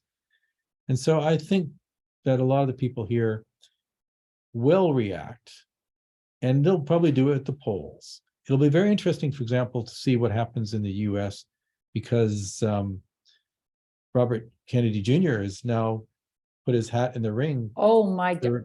As a Democrat. President, as a Democrat. You know what? He might just pull it off with the Trump supporters, right? What an interesting twist today. Incredible. When I heard that, I'm actually very worried for him. I'm very worried for him. The thought crossed my mind too. Yeah. I don't understand why he's doing this, but well, I understand why he's doing it, because like many of us that are volunteering and spending a lot of time, we could be doing other things that are much more enjoyable. Much more. But I think a lot of us have this sense that, because that social nature that we have, that this ability to connect and also to want to do good to do something meaningful. I think, he sees that he's in a unique situation where he can have huge positive impact. And so I think that's really his motivation. I'm sure it's not for the money But or fame. my worry would be, we've seen before in many countries, elections are rigged. So chances are whoever the globalist predator class would like to see in power will be in power. And that's just the way it is. And he should know that. Yeah, no, So I think he's I pretty don't quite savvy. understand. I don't understand what possesses him to do this. I Well, admire at the same him. token, how did Trump get to become president of the United States? I don't think he was the first choice of the global elite. I don't think, no, he wasn't. I think that was a surprise. I think Yeah. that was unexpected, but they certainly buckled down the second time round and got everything coordinated to make sure, even It though was he a was, close call. yeah, I personally don't think there was much support for Biden. I think the popular support was with Trump, but that's a whole other conversation. But I guess a question to you is, the Canadian government, in your mind, are they trying to censor alternative opinions from the experts? What do you think is going on? Well, they claim that it's really just to increase Canadian content, but no, I think the problem is that this can easily be exploited to further push the narrative that the government wants to basically espouse. I think it's dangerous, but you know what? There's other ways of getting information out. These are very effective technologies, but they're only effective when there's trust. Mhm. And when you see, for example, most people are, but when you look at the viewership on a lot of these TV stations, it's disappearing. CBC, I'm sure, has lost a lot of their viewers. I was a great fan of CBC at one time. Me And I think, too. Me too. And BBC, I Mhm. used to read The Economist every week. I love to read the New York Times. I mean, all of those publications that I used to read regularly, I no longer dip into. They're propaganda publications. Why am I going to waste my time? well, this is what you're recognizing, and there's a lot of infomercials, basically, that articles that are written basically to promote a particular product or line of thinking. I think this is a very interesting time with media. We may be seeing the emergence of new technologies that allow the spread of information. Maybe this is where social media has played a particular role, but I think that you're going to be seeing more trust in individuals as opposed to organizations. And we saw this in the States, used to be with Walter Cronkite, for example. If he said something, people would listen because, Edward Murrow, a lot of these characters that had an integrity, and they would try to at least they projected very well. Well, and I think back when I was younger, I admired Barbara Frum on Yeah. As It Happens every Yeah. day at 6 p.m. She was my favorite journalist or reporter, because when she conducted an interview, she got right down to the brass Sure. knuckles and conducted a very professional interview and asked the questions that were on my mind. She was an incredible journalist. It was a tremendous loss when she was taken with cancer, Yeah. and relatively young. But those journalists don't exist anymore. The Barbara Frums of the world are not. I think There they are no do. Barbara Frums. I think they do, but the platforms aren't there for them at this time. But what's happening with people, and this is what I'm kind of observing with all of this social media, is that people are developing electronic shadows, or instead of shadows, maybe they're lights. They take certain individuals and they're very exposed, because when they're recorded and they're saying all these things, what eventually happens over time is the patterns become very obvious to people, and people can be manipulated. There's people that are very good at at con men, for example, idea. But over time, there's a history there that builds up, and we're much more accountable today, I would say, because everything that we have is somehow on the internet somewhere you can be found, and you don't take very much that you present to try to pull someone down. But people, they'll gravitate towards those people they think they can trust. So I think what will happen is over time, we will see that these individuals can have a lot of influence that's not dependent on the platform. So I think a good example would be Jordan Peterson, for example, right? A lot of people listen to him. He has a lot of very intelligent things that he's said that make sense and resonate with the population. Maybe it's a small segment at this point, but as time goes on and people see events transpiring as they do, then they'll recognize that, and then they can have huge influence.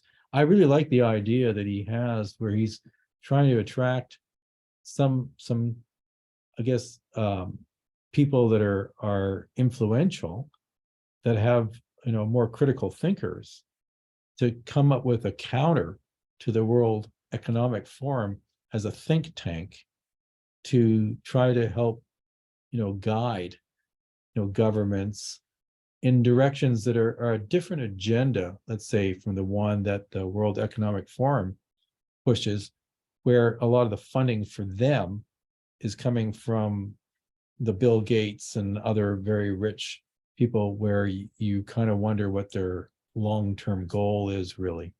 So I watch him with interest. I met him in Oxford and spoke with him briefly. I'm watching him cautiously. I'm not sure. Proof will be in the pudding, but certainly presenting anything as an option or as an alternative to the World Economic Forum agenda, in my mind, is a good thing. But whether or not what is motivating him, who is funding him, I'm watching with caution. But we'll see. We'll know more. But why do you think the Canadian government is censoring experts? It's just embarrassing. You think or do you not think there's something even more sinister going on? Embarrassment is one thing, but they're censoring the top scientists, the top professionals in all sorts of industries. They're censoring them and now imposing legislation.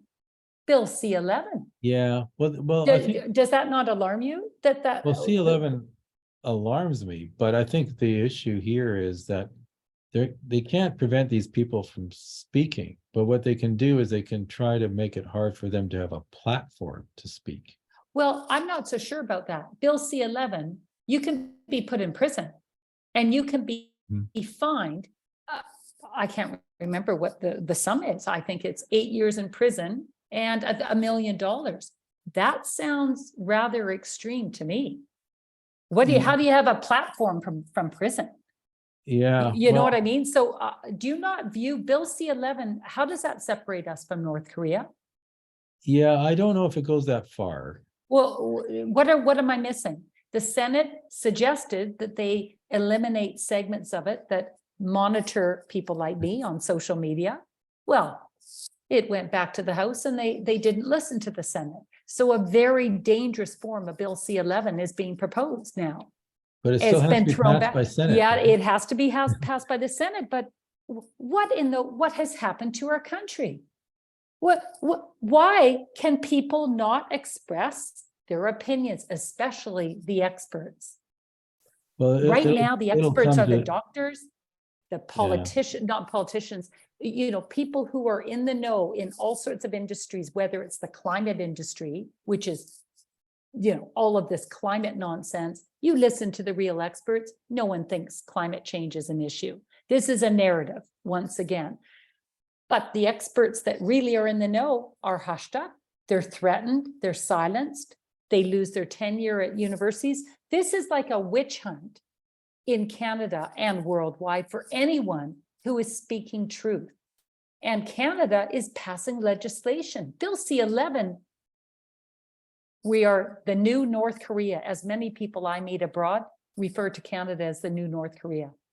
How are we any different? Well, I think you have to be careful not to extrapolate to that kind of an extreme. But how, okay, tell me, how are we different if you do not have freedom of speech? That is the most fundamental aspect of freedom, is it not? And democracy?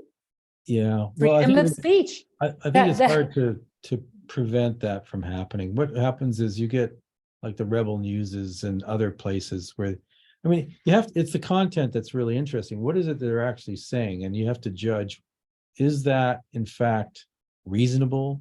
Does it kind of fit like But nothing is reasonable. Look at what we did to unvaccinated people for a year and a half.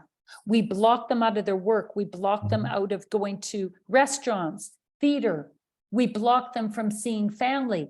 We blocked them from going into hospital. We blocked them from visiting family members in hospital. What has happened to our country? well, Look at the insanity. This is insanity. And this is not an accident. That is, I think, a reflection of laziness on the part of the people that should have been doing their homework to figure out whether these are okay. This is where I know when you're saying laziness. Yeah. No, this isn't lazy. This is intentional. But you know what? It's so interesting to hear your perspective. Now, I wanted to ask you two things. If you are in Canada and you're not vaccinated, do you have any concerns about seeing a doctor? I'm not in Canada. And in Canada, if you're not vaccinated, because I don't want to ask you, but I'm assuming not. Do you have any concerns about seeing a doctor in Canada right now as an unvaccinated patient? No, personally, no. My doctor knows that I'm not vaccinated. Have they been pressuring you? My doctor has. I've been getting countless emails saying I think my doctor wasn't quite ready to look deeper at the situation. I think he's taking, marching orders basically from the public health office. Public health office seems to be getting their marching orders from just a few people, maybe in Ottawa, and some local academic researchers that have models that project things that, as we know, that these models are completely ridiculous. I mean, a good example would be a publication that Teresa Tam herself was a co-author on. It was produced through the Public Health Office, Canada Public Health. And they modeled that had they not done the vaccine program and had not introduced the measures with the lockdowns and that instead of having somewhere, I don't know, it's around maybe 52,000 deaths in Canada, and that'd be with as well as from COVID. Half of those are probably actually from COVID, based on Ontario public health data, for example, and BC data that we now have. They basically suggested that we would have had 800,000 deaths in Canada. Okay, so these not done what they did. Exactly. So this is exactly like the Neil Ferguson modeling that came out of Imperial College in the UK. Neil Ferguson is a well-known, he's a well-known fearmonger, but the UK brought on Neil Ferguson to inflate the fear perfectly, along with all now this is in retrospect. This is where they're saying that we did a great job. Like this morning I was hearing, our economy in terms of the jobless rate is the lowest it's been for a long time. Only 5% of the population can't find employment. But my question is, well, the jobs that are created, are these government jobs? Have we just increased the number of people that we're paying from government, and now we're going to pay more taxes for that? So I mean that's a different question. But back to the thing about the Teresa Tam's prediction of 800,000 deaths. This is more deaths than World War I, adjusted per capita, more than the Spanish 1918 influenza, more than the deaths from World War II, combined. And It's we know that the absurd. number of people that died were in this elderly age group, which represents actually a relatively small portion of our total population. So Yeah. these extrapolations, 800,000 people, we're getting numbers that are, about 1.5% of the population would have died. And they're Okay, based that so on a 1% so I guess fatality rate, which is so I guess my question is, ridiculous. Steve, if these models were ridiculous, now we know it's insanity. If you look at the Right. data out of Sweden, lockdowns did not affect anything. Now the data's out. Sweden Right. has the lowest death rate from COVID in all of Europe. So that's out. But when you look at these models that are the modeling that's going on, did anyone think to pick up the phone and talk to Dr. John Ioannidis at Stanford, who is the expert on infection fatality rate? No. John Ioannidis was disregarded completely, and he's the world expert on infection fatality rate. Very, So very why influential. Even in 2005, he was writing about a lot of this stuff. So if we have people at the helm like Bonnie Henry and Dina Hinshaw, who don't even have the wherewithal to pick up the phone and call the major institutions that deal with pandemics, these people are ill-equipped to be in office, but not just ill-equipped. They are malicious, and they obviously are acting on behalf of another power, because this is not in our best interest. Yeah, These well, people, you can't claim that Bonnie Henry didn't know the data, or Dina well, I think she knew the data. She did make a point that in her autobiography, that had she not done what she was told, she'd be out of a job. Okay, so who was she dancing to? Who was to Rick's, Dick's. Okay, so who is Adrian Dix. Adrian? Now, So Adrian who's Dix Adrian Dix answering has to? no scientific background, never mind a medical background. So who do you think's controlling Adrian Dix? Who do you think? I think he's just I think he watches the news on TV. Oh, okay. Steve. And he's Okay, okay. I better send you some information on some of these organizations that are controlling. You do know that the World Economic Forum stated that they control half of our cabinet. You've heard that, right? Yeah, I know the Canadian. Okay, so do you federal- understand the consequences or the ramifications of that? What that means? Well, they can claim to do it. Whether they do or not, I'm not Oh, sure. there's no question. The only stupidity is that they actually admitted it. I But know. there's no question who is Christy, running our country. We have corrupt characters who are running our country. Some of them are on the board of directors, actually, the World Economic Forum. Yes, they are. And Krista Freeland is set Krista to be Freeland, the new, exactly. she's set to be, at the helm of the UN.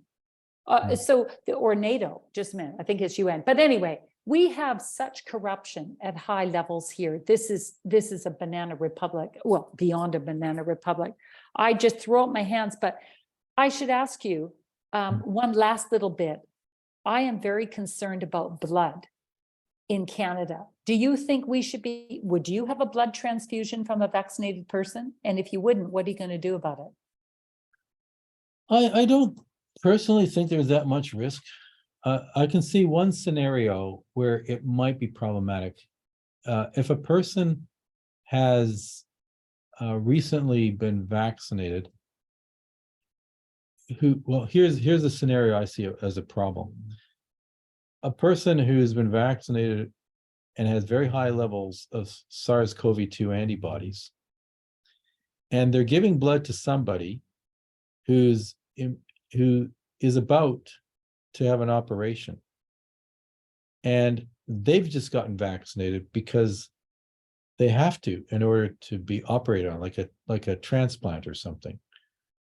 I'd be concerned that if they have if the blood's containing very high levels of antibody, and by the way, you can go ahead and donate blood the same day that you've been vaccinated.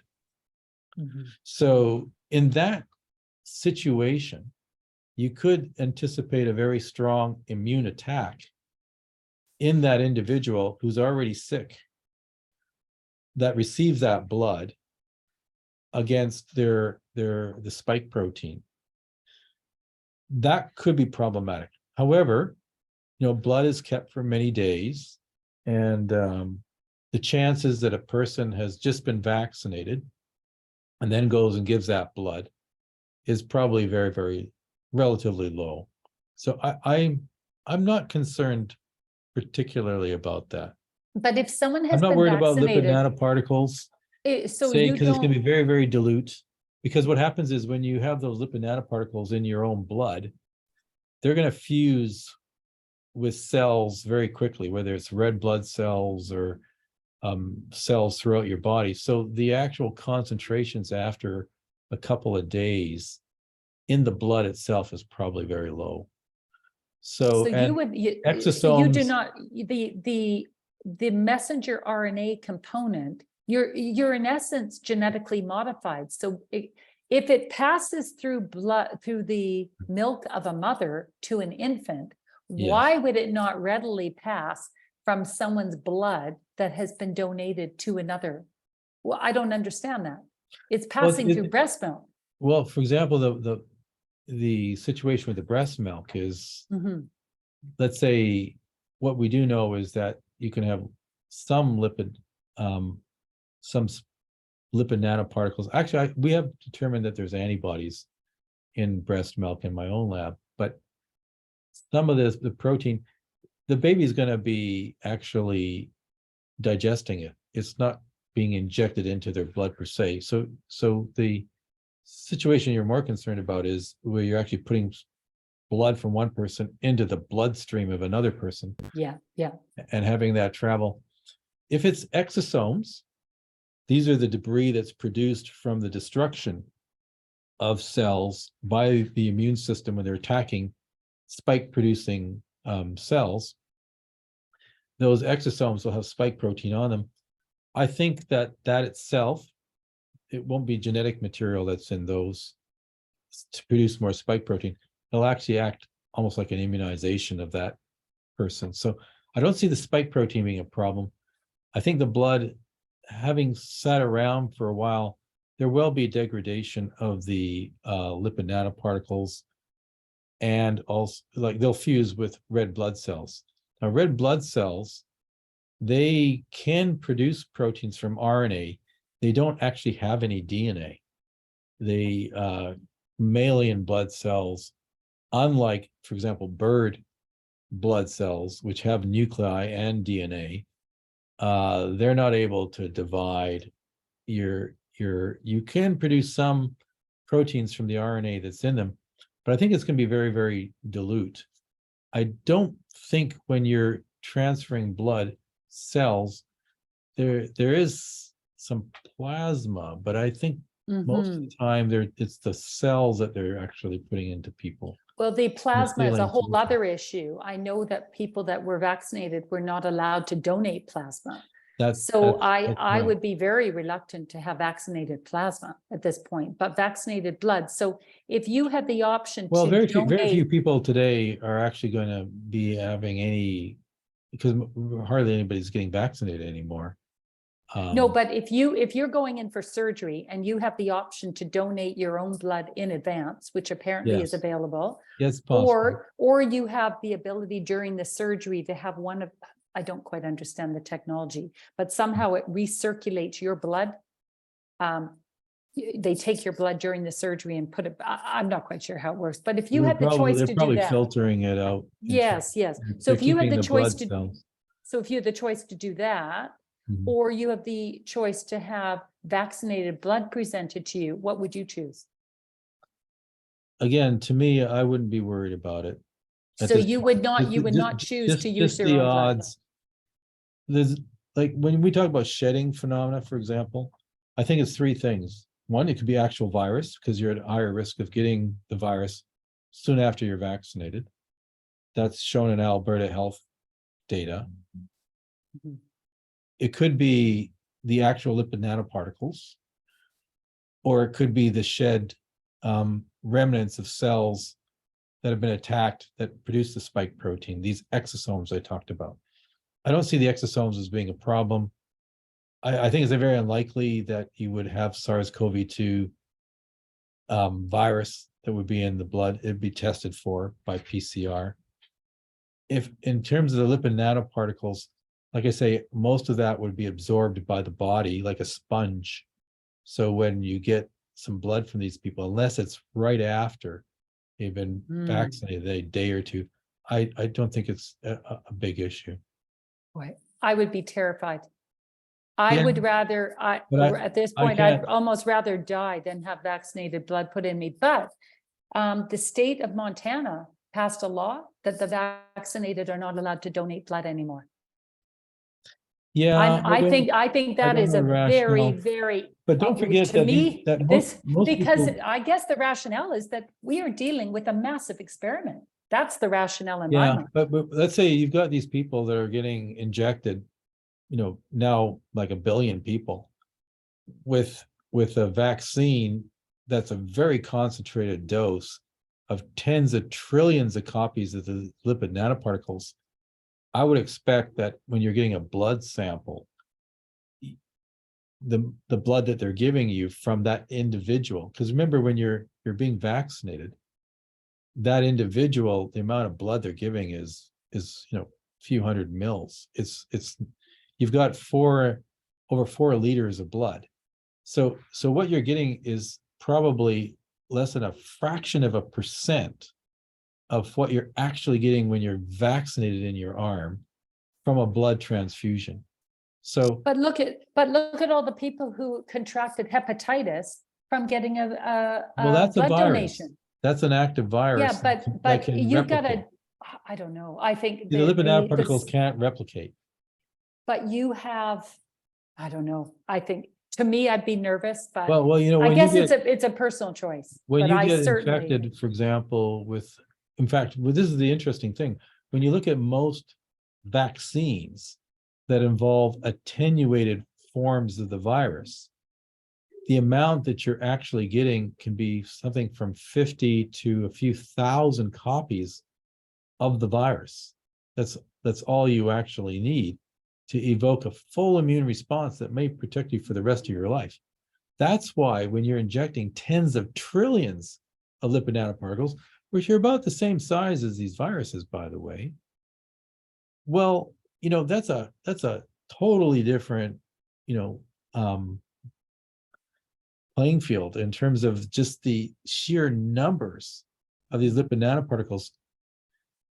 But again, like I say, your body's like a sponge. The cells will take it up, and the amount that'll actually be in the blood that will be transferable to this person to cause a problem is going to be a tiny, tiny fraction of a percent of what you get with an actual vaccine. yeah.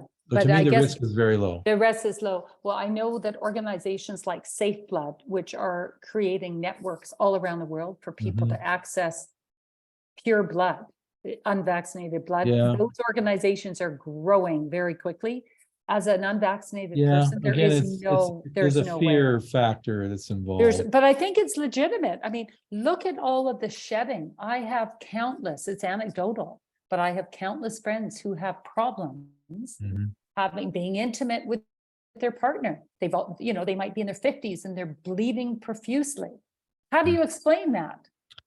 Well, it is possible to have stigmata. Excuse me? Stigmata. Which So this is? is where, someone has blood coming out of their palms. Now, this is a very interesting phenomenon because there's such a high faith. This is where the power of the mind can actually cause blood to come from palms. Now, we don't think that that's probably connected with the Christ in the sense that, well, we think that probably if nails went through the palms, you wouldn't be able to support the body on a cross. It's more likely through, where you have below the palms. But the person's mind, that's the vision they have, and the power of the mind. If you're concerned, then you can actually have things happen that can be partly psychosomatic. That has But a physical manifestation. Steve, a lot of the people I have spoken to, their spouse has not revealed that they were vaccinated. So these spouses go hunting for a card because their spouse has told them that they're not vaccinated. But all of a sudden in their 50s, they're bleeding profusely. They go hunting for vaccine cards and find those cards hidden in their husband's That's wallet. interesting. Okay, so Yeah. there's nothing psychosomatic going on. But again, I direct you to Christiane Northrup, because she is gathering data on shedding, and the shedding effect, I think, Well, is profound. it's a real It's a phenomenon. real, Yeah, no, and look at I've interviewed this about is 1,000 I think people. this is a bioweapon. We're dealing with something which, it's like the vaccine that was rolled out in rats in Australia.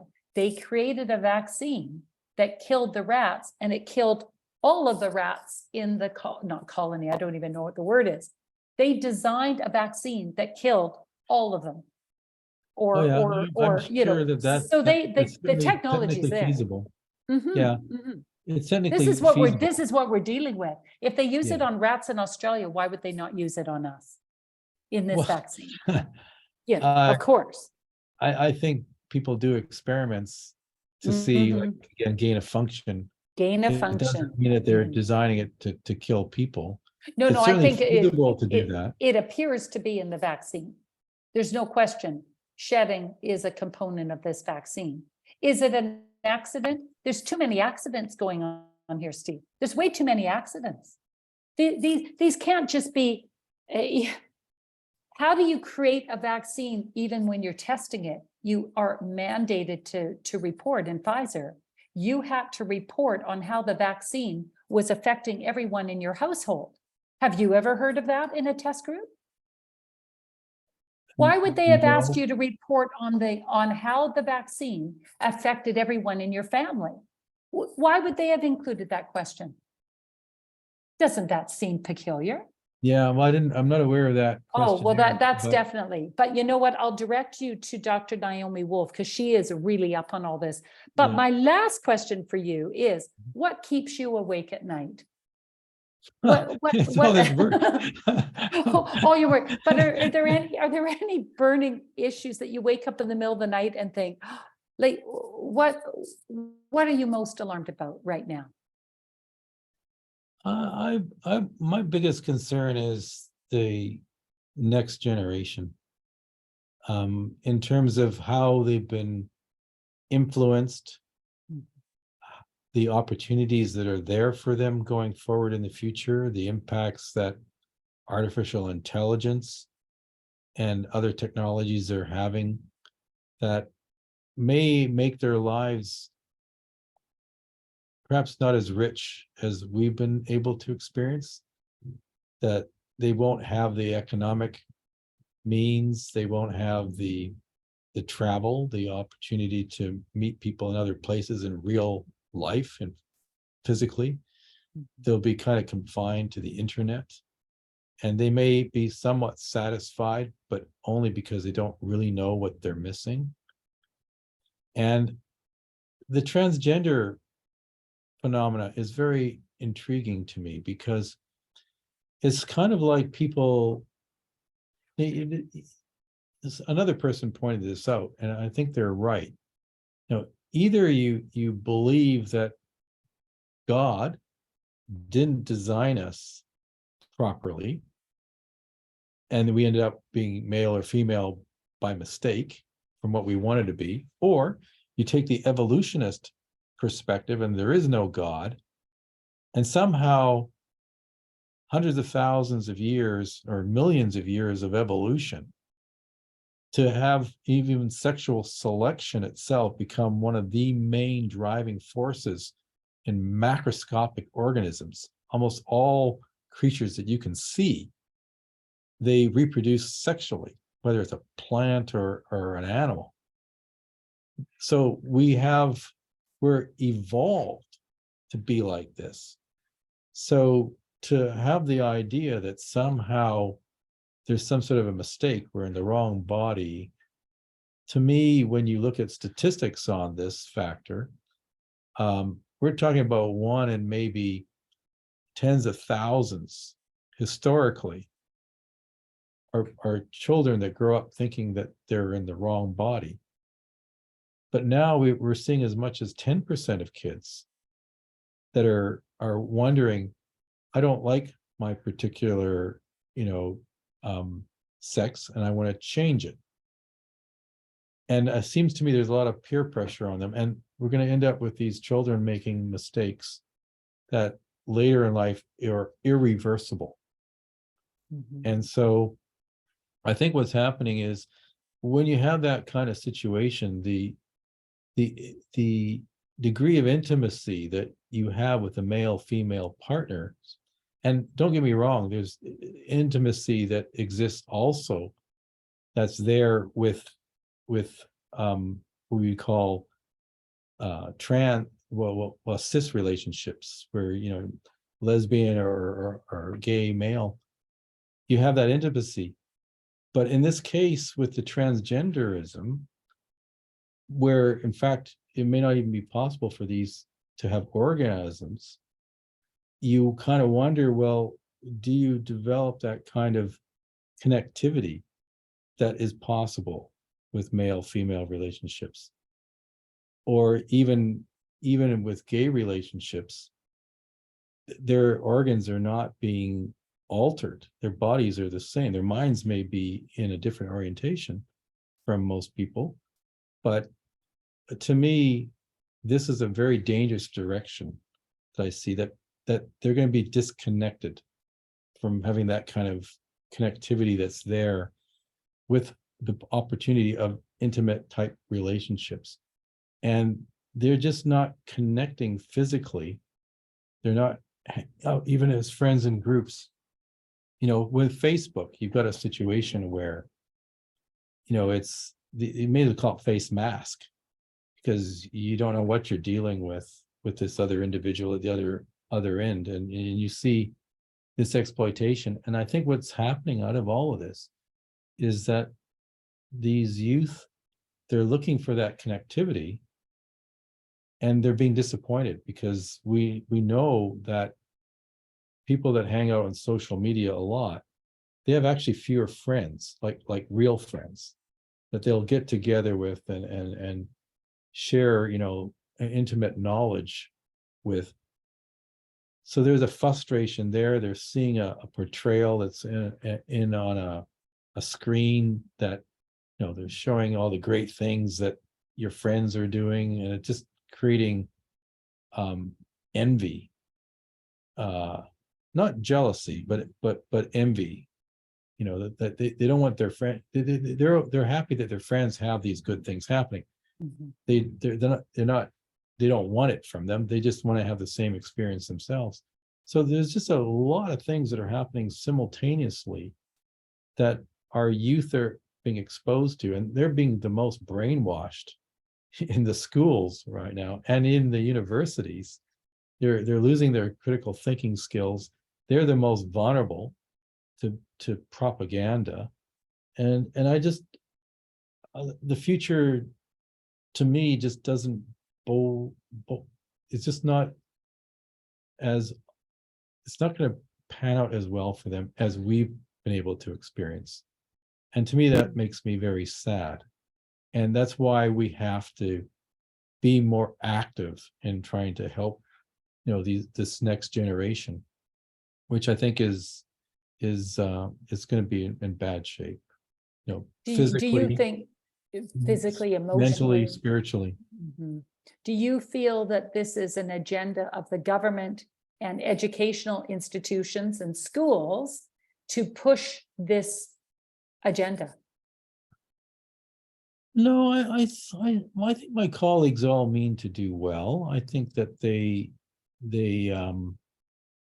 bought into some of this stuff. I mean, because the most liberal environments are universities. This is where you have a lot of people that maybe they're a bit sequestered. They're not out there dealing with a lot of people in the real world and the struggles. It's the university has its own struggles, but it's kind of contained, like you're dealing with other people that are pretty like-minded, Mhm. and you're not having to deal with people that have different life experiences that go to university. You know, for example, at UBC, for example, you know, there's a huge disconnect between male and female. You know, you have about 58% of the students are female. You have 70% of the staff that are female. And when you look, for example, at the males that are there, only about 1 in 6 are actually Caucasian males. And when you look at the lower mainland of British Columbia, it's about 1 in 3 are Caucasian males. So there seems to be kind of like a real, I wouldn't say discrimination per se, and at least not an intentional one, but I'm sure if you're a male student at the university that's of a European background, you're feeling like a real, like you're being dumped upon as being responsible for all the evil things that have happened in our society. And no, they're innocent. They didn't do those things. They grew up in an environment like everybody else, and they're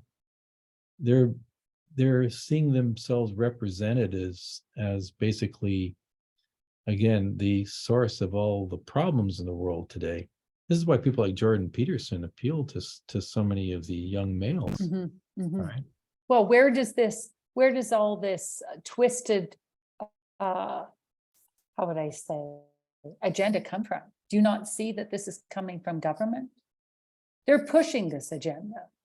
Our government is pushing it. It hasn't happened organically. In democratic countries, we elect the people that are going to be our leaders. Now, we may be manipulated into perhaps making some poor choices, but it's really a reflection of our society itself. I'm not sure I agree. I think it's a top-down situation. Actually, when Jordan Peterson spoke at the Oxford Union, I asked him this question, which actually ended up going viral. And I said, what would you suggest if you had 5 minutes with Trudeau? This is about 5 years ago. If you had 5 minutes with Trudeau, what would you advise him? Because he is trying to be the most woke leader in the world. This is way back 5 years ago.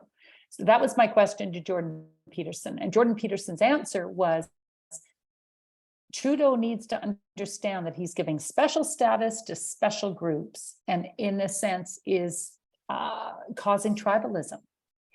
And I think that this is a very top-down initiative by the likes of Trudeau. This is not something that has grown organically. I agree with them that it's fragmenting our society. It is. At a time absolutely. when you know, it makes no sense to me. I've never seen so much racism as now. Yeah. You know, I grew up in Vancouver. It was very multicultural. As you know, my wife is, first wife's Chinese. My kids are half Chinese. Most of my friends are non-European. But I can't help but observe the phenomena of virtue signaling by promoting other people's, whether male, female, different sexual orientation. Like there's all these minority groups that collectively is actually a pretty big majority, right? And so when you start to look at, well, who's being excluded? I think people have good intentions, but they don't realize the very actions that they're taking by promoting certain groups and effectively discriminating against others. You can't promote some without putting others down. And if you're promoting everybody, unless you're a male Caucasian, well, then you really are discriminating against a group. Yeah. Right. But the courts are saying that you can't discriminate against. There is no such thing as discrimination against a Caucasian person, which that is quite telling. What does that mean? Of course, there's discrimination right now. Well, for example, one of the things I found interesting was the government. If I wanted to have a program to have a summer student in my lab, that would get an award to do this. The only applications that the Canadian Institutes for Health Research, our national funding body for medical research, they will only fund you if you are a Black applicant. Okay, this is absurd. Now, on the other hand, Not based on merit, based on color. exactly. See, this is the insanity. Or for example, if you in the last few years, if you wanted to have the university put someone forward for what we call these Canada Research Chairs, so this is funding new professors in the country, they had to be either female, they had to be in a minority group, or they had to be with, and that would include like the sexual orientation or your ethnic origin, or handicapped. Well, if you, well, who's left? Well, exactly. But I guess this is So if where you're a male Caucasian, don't bother. We won't accept your application to become a professor. But this is very driven by Trudeau and company, and this is very damaging. And back to the whole issue of the agenda in the schools, most parents do not want their young children exposed to any of this nonsense. But the parents attend the school board meetings and the school board hushes them up, turns off the mic, and tells them to go away. So Canadians are not driving this nonsense. This is a top-down agenda that is coming directly from very, very dark characters like Trudeau and company. But it's a directive that's coming beyond. I mean, this is an international phenomenon, but this is very, very damaging. We are living in such strange times right now, but it's so, do you think we're in a spiritual war? I see this as a spiritual war. Well, that's a very good question. I mean, my thinking on this, I'm somewhat religious. I mean, I've got a Christian background. I don't go to church. I'm thinking about the question all the time, but I don't have any, firm conclusions about this. I do recognize that in the U.S. they have one of the largest numbers of people with a Christian orientation. So they say they are. In Europe, it's very low. It's probably less than 20% that are actually religious now. Most of the people don't believe in the existence of God. I don't know where to look for these things. As a scientist, I'm looking to the world around me to give me answers. But a spiritual war, good and evil, a lot of it's got to do with how you define those things. But do you not feel as though we are in the thick of something that is historic? In my lifetime. Oh yeah. I have never these are the sensed most in my lifetime, and I'm dark. coming up to 66. I've never seen the turmoil. The turmoil right now. And I feel as though dark and evil is becoming more pronounced, and goodness and light is also becoming. The contrast between dark and light, I think, is becoming more accentuated. So it feels like a spiritual war that we're in, and I wonder where this is going to end. It feels as though we are. I think we are racing. dealing certainly in a situation of totalitarian. There's a nationalism, and then there's globalism. Yes. And the globalism agenda is one where basically it's very socialistic, or tyrannical, or totalitarian, or fascist. And even, sorry. even the Nazis, they're more, when you look at the extremes, you have communism and you got basically these dictatorships.